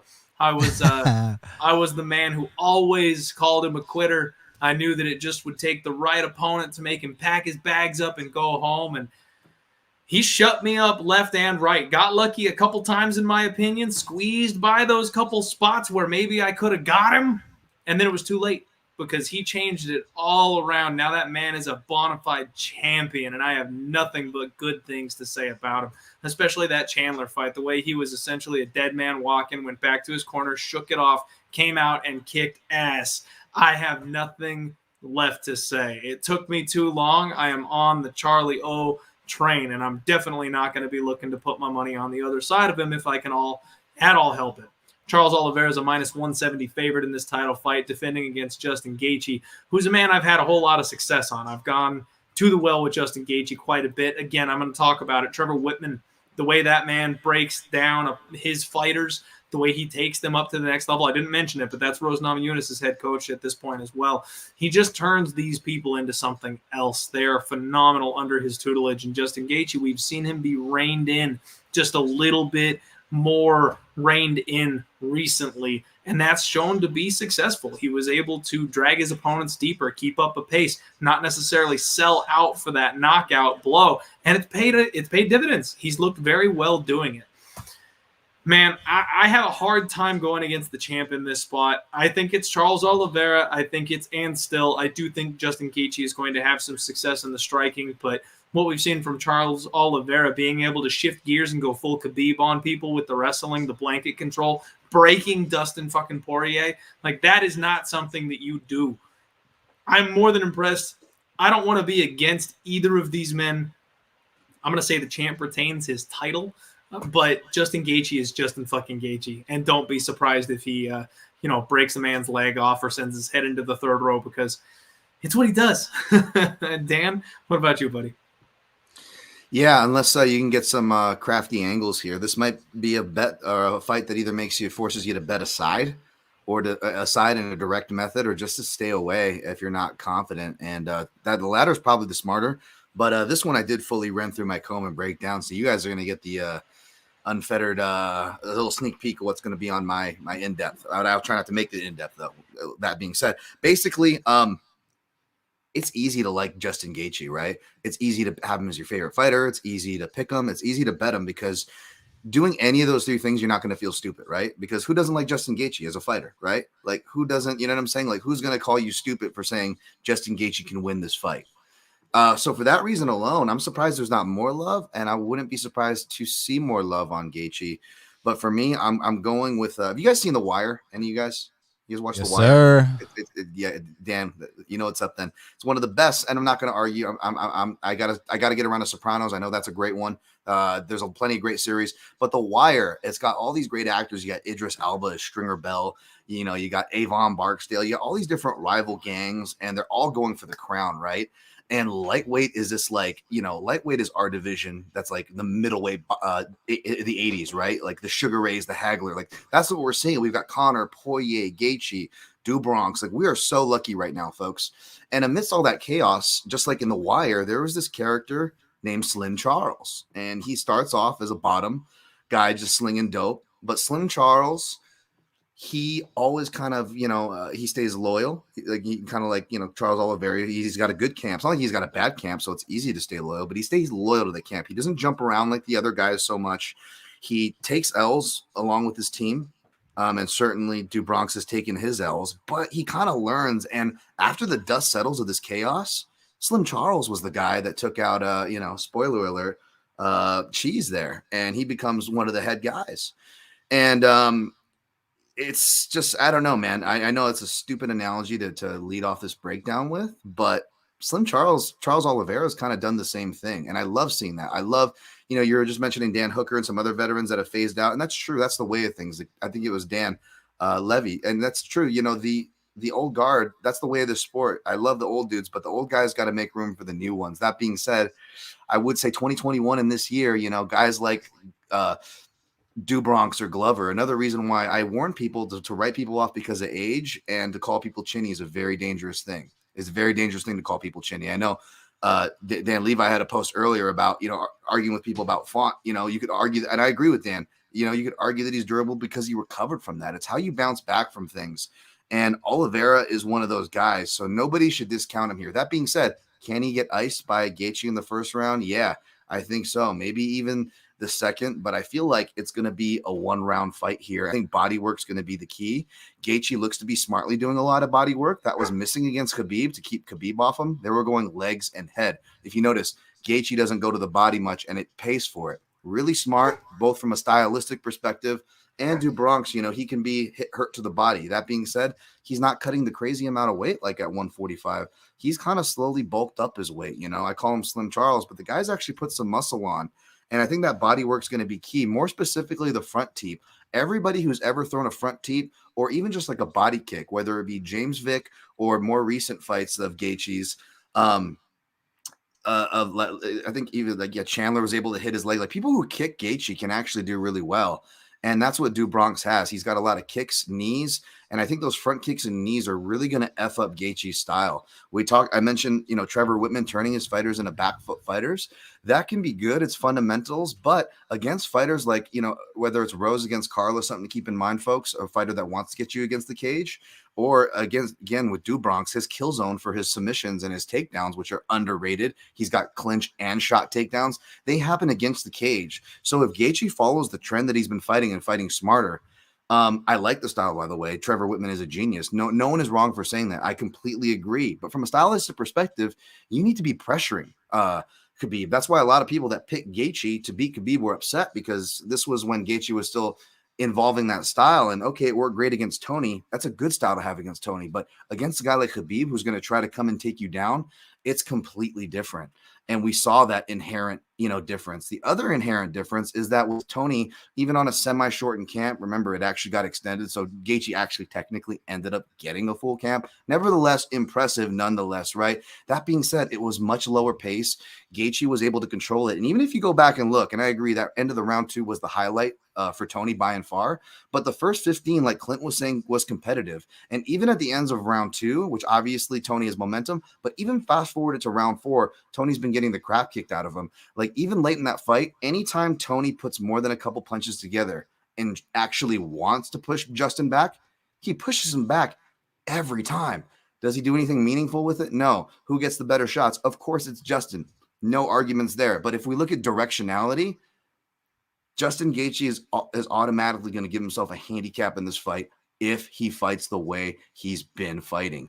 So that, between that, the front kicks, the posture, I think that's going to mess him up, because he's going to get hit with front kicks to the body, and that's either going to make you drop your guard to get hooked to the face, which Dumont can do. He can hook with guys, right? And if he doesn't, what's it going to do? It's going to bring your posture up, which is going to, open you up for either more body shots or for Dumont's level-changing takedowns. So I feel like the way these guys layer and the way they strike, it's actually going to favor Dumont. Don't get me wrong. Gaethje has that hair trigger inside parry right hand to left hook counter. He also has a really nice uppercut to the body, which he did do against Khabib. That was like the one body shot he did. Expect to see a lot of those. But if those don't hit, then he's going to be effed, whether it's in the clinch, because Dumont is, I know Gaethje's an awesome clinch striker, but that's going to favor Dumont naturally because of the grappling, because Dumont is also an excellent, and I believe even better clinch striker. But then you have the jumping front chokes, the jumping back takes. Like Dumont doesn't even have to take you down to win the fight. He can just jump on guys back from the standing position. So pretty much for me, it's first round bust. And even within those exchanges in the first round, I feel like Gaethje is going to severely limit himself if he fights off the back foot. And so far, since he's done this, everybody who's wanted to take the center octagon has been able to. And even fighters where he's dominating and beating the crap out of him, even those guys are able to push him with his back against the cage whenever they want to. So for that reason, I got Dumont. I may play him inside the distance, but it's not something I'm going to be telling everybody to go play. And it's not something I'm going to be hinging my night on. That's for damn sure. I love it. Daniel, go right ahead, man. Did y'all hear my dog barking during that one? I did. Mark it. Not only did he bark, he came over here and started trying to fight me. So I think he might have something to say about that. But I mean, listen, this is one of those fights that you see them fight 10 times, you're seeing a different outcome all 10 times. I mean, we're dealing with a guy in Charles Dumont Oliveira who has the most finishes in UFC history with 18.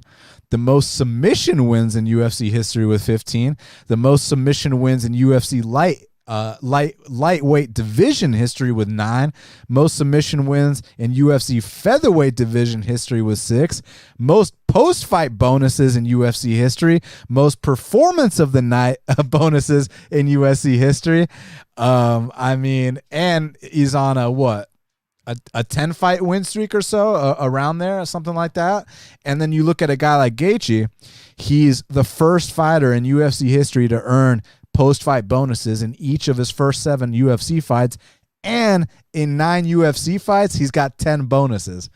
So, I mean, we're dealing with two guys that, like, if it were up to me and if damage wasn't a factor and if politics wasn't an issue and if I was the matchmaker, I'd have these two fight every weekend. You know what I mean? Because like you're just gonna get a different result every time. So it's just about what's gonna happen this Saturday night. I honestly have no fucking idea. Like I really don't. I can talk about what each guy does, but to actually sit here and act like I'm confident on the outcome would be total bullshit, because I'm not, because I have no fucking idea. I mean, I see situations where Gaethje gets off on those calf kicks early, compromises the movement of Dumont, kind of stifles takedown attempts, hopefully can break away from the back take attempts as well. You also got to bring up the fact that in Charles's last two fights against Dustin and Michael, he was dropped in both of those fights. Gaethje's not exactly a guy you want to get dropped against and try to come back. You got to bring that up. But and then the other thing I want to bring up is Charles Dumont, since day one, has always been immensely talented. When you saw him beat Darren Elkins in his UFC debut via 41 second, it went triangle to armbar. And then you saw the Efrain Escudero fight. Escudero was an Ultimate Fighter winner. They stamped Bud Light all over him. He was going on those tours in Mexico. Like, people thought he was hot shit back then. And you saw the way Charles Dumont backpacked him. Then you see all the ups and downs. You see some questionable spots, like the Cub Swanson fight where he got hit and it was a delayed reaction. He misses weight in that fight. You see the Lamas fight where he missed weight by like 11 pounds. You saw the Felder fight where he was dominating, ran him through the entire series, and then he quit. And then something changed mentally. You watch the David Tamor fight. He gets dropped hard. In past times, that would have been enough to be like, you know what, let's live the fight another day. Wasn't the case that night. And to take it a step further, the fights I already mentioned, the Poirier and Chandler fights, now he is getting dropped in fights and coming back. So the mental has caught up with the physical with Dumont. I see no weaknesses in Dumont's game, offensively speaking and mentally speaking at this point. The only weakness I see in his game, look, he comes from that shoot to box camp. He stands straight up. He's an upright stander. Not too much head movement. That head is there to be clipped. Gaethje is not a guy you want to get clipped against. Not to mention Oliveira, a very tall guy. So with that being said, long, lean legs, they're going to be there to get chopped down. Those are the only weaknesses I can come up with for Charles Dumont at this point in his career. With Gaethje, on the other hand, we don't have to worry about a submission threat. I know he's a former D1 wrestler, but I think it'd be pretty fucking stupid to shoot a takedown on Charles Dumont, so we don't got to worry about that either. All we got to worry about is these debilitating calf kicks. And when I say all we got to worry about, that's not to downplay the things we got to worry about. It's to put emphasis on how dangerous that calf kicking game is.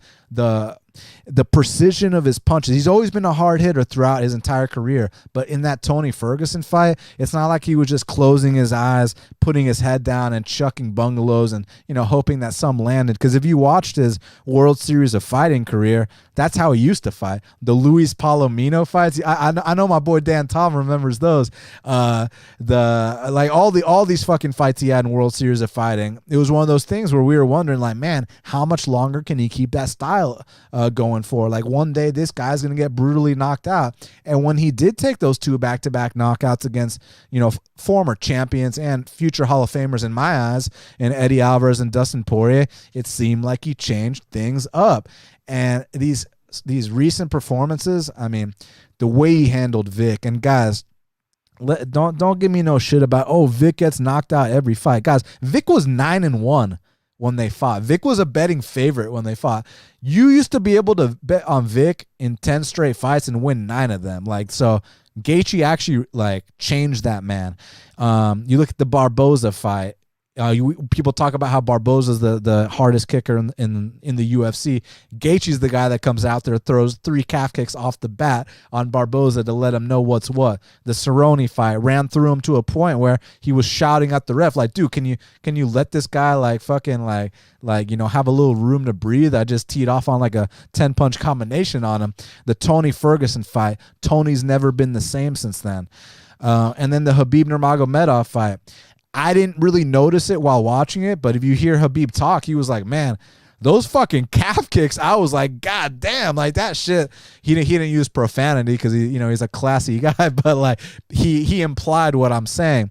But the way he bounces back in that Chandler fight, still gets rocked like typical Gaethje, but keeps his composure. And when it's his time to land his shots, I mean, like I told you all earlier in the show, Dana was like, no post-fight interview for Mike Chandler, despite that being fight of the night. Let's rush him to the hospital.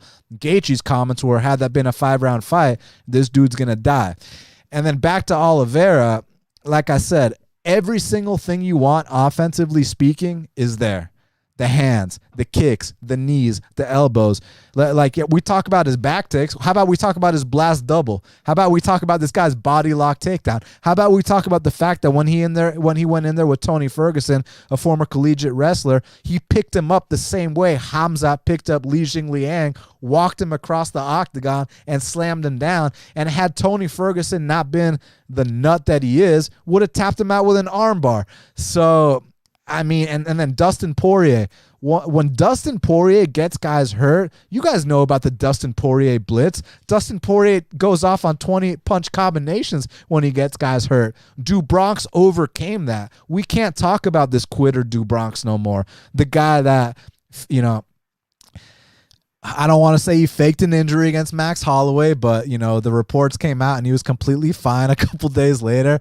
Those days are long gone. The mental has caught up with the physical, hence why he's a defending UFC lightweight champion. So these are the two best guys in the division at the best point in this current time. What's going to happen Saturday night?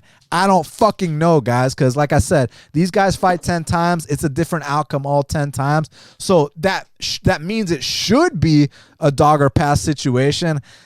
But I kind of am leaning with the champ here. I think that all things said and done, he's got the smarts to win this fight.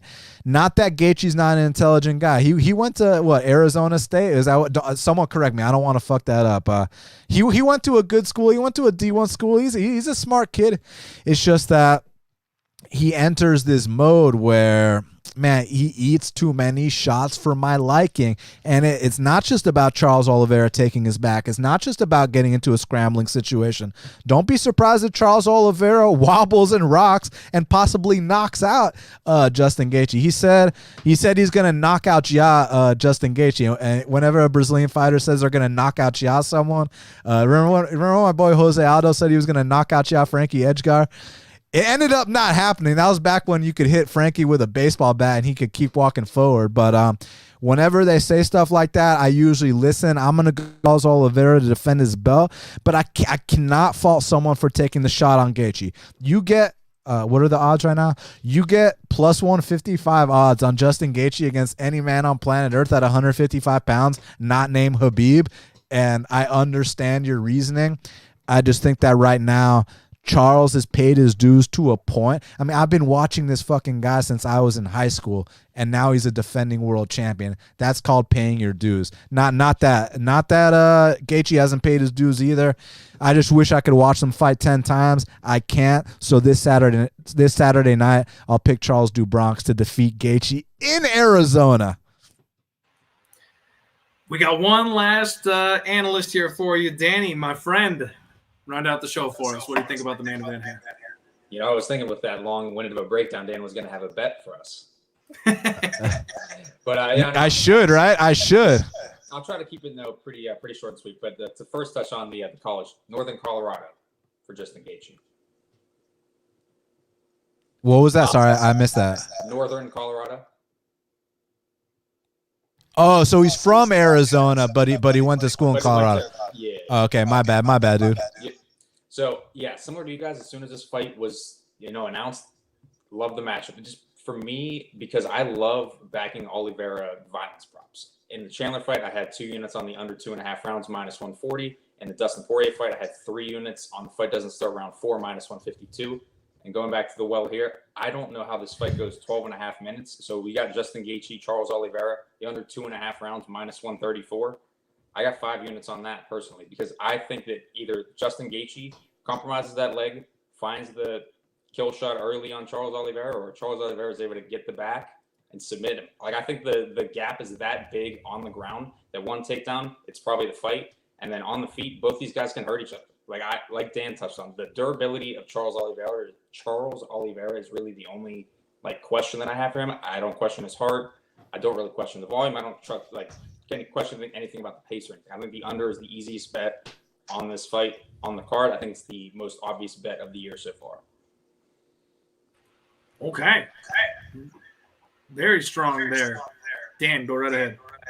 Man, I wish my house has offered the unders 2.5. I agree with you. I think 1.5 is going to be the main one out there. They're really going to make you choose, which is the smart move. But if they offer 2.5, absolutely. Just 2 quick additional points. I know we ran long about the leg kick damage. I will add Justin Gaethje, when he has been taken down and or submitted in that Khabib fight, it was actually off of a kick.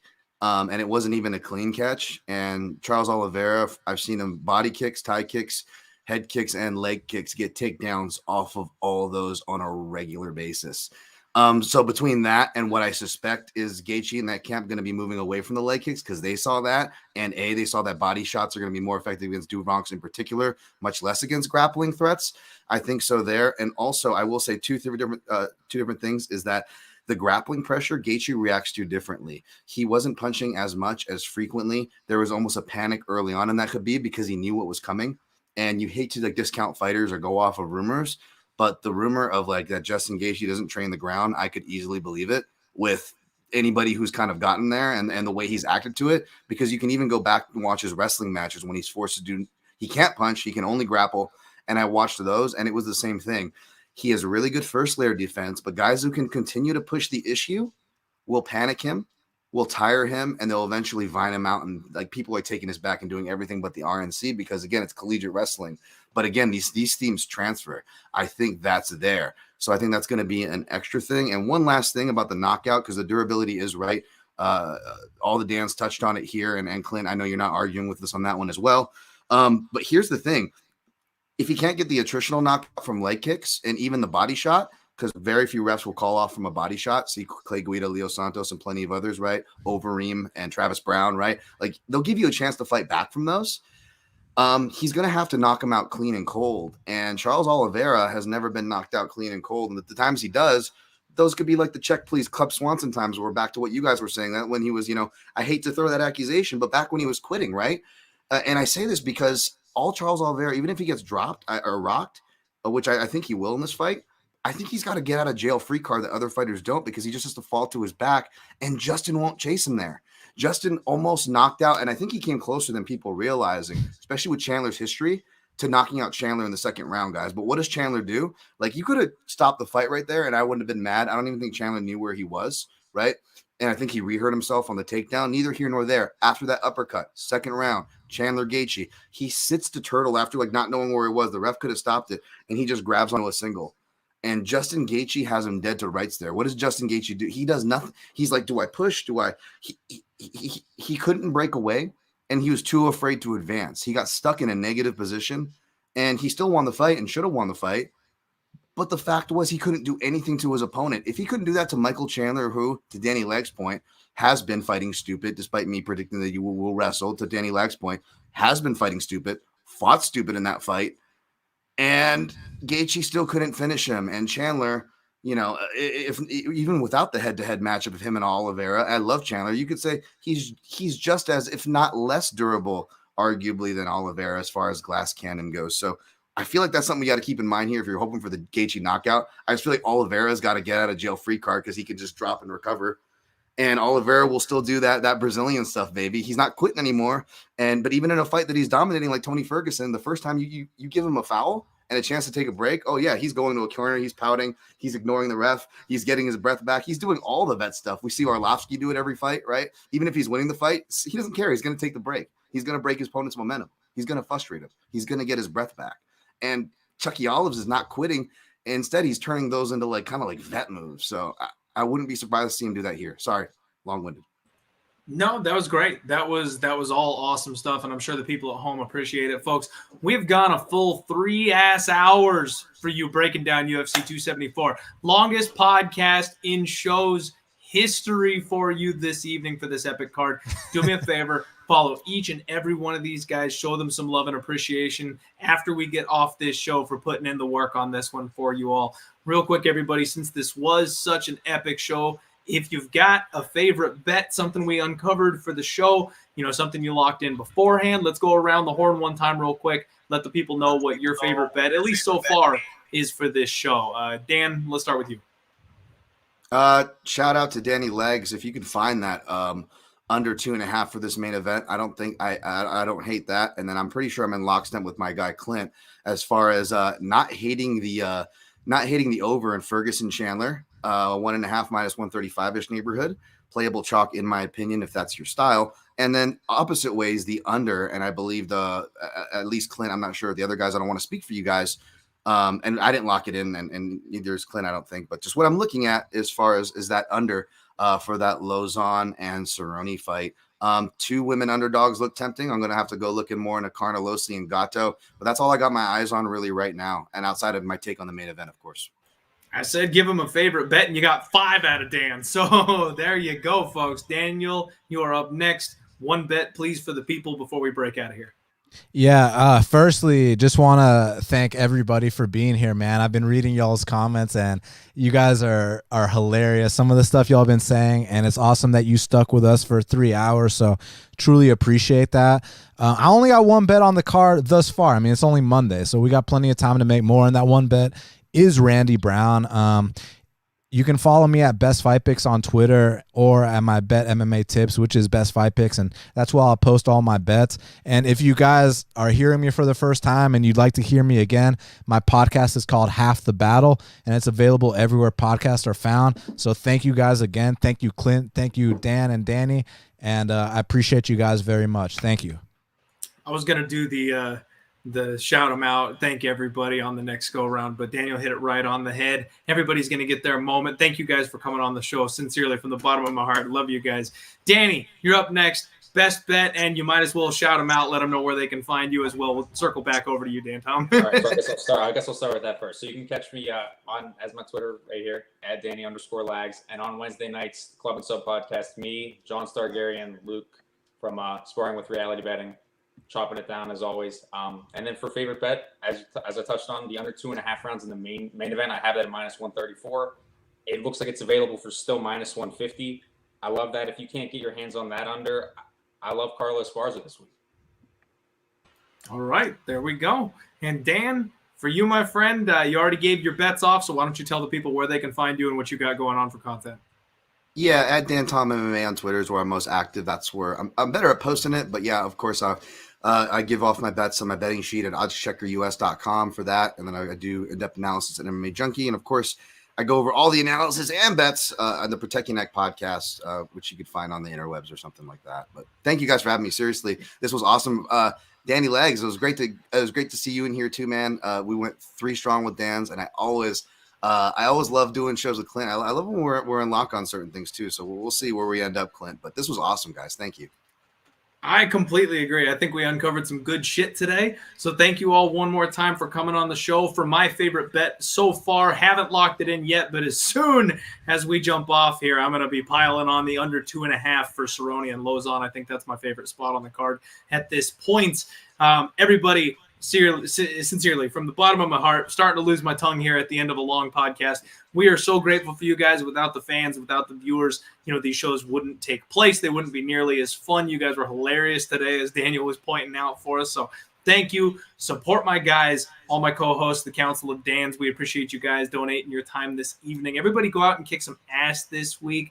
Keep an eye on my social media. I'll be announcing what's going on as far as my plans. UFC 274 is local. We're in my backyard, so I'm going to be doing some stuff with Superbook Sports, and I'll be announcing that as soon as the plan gets nailed down and we get everything done. So thank you guys so much. One more time, have a wonderful week. Good luck on all your degenerate action, and let's roll.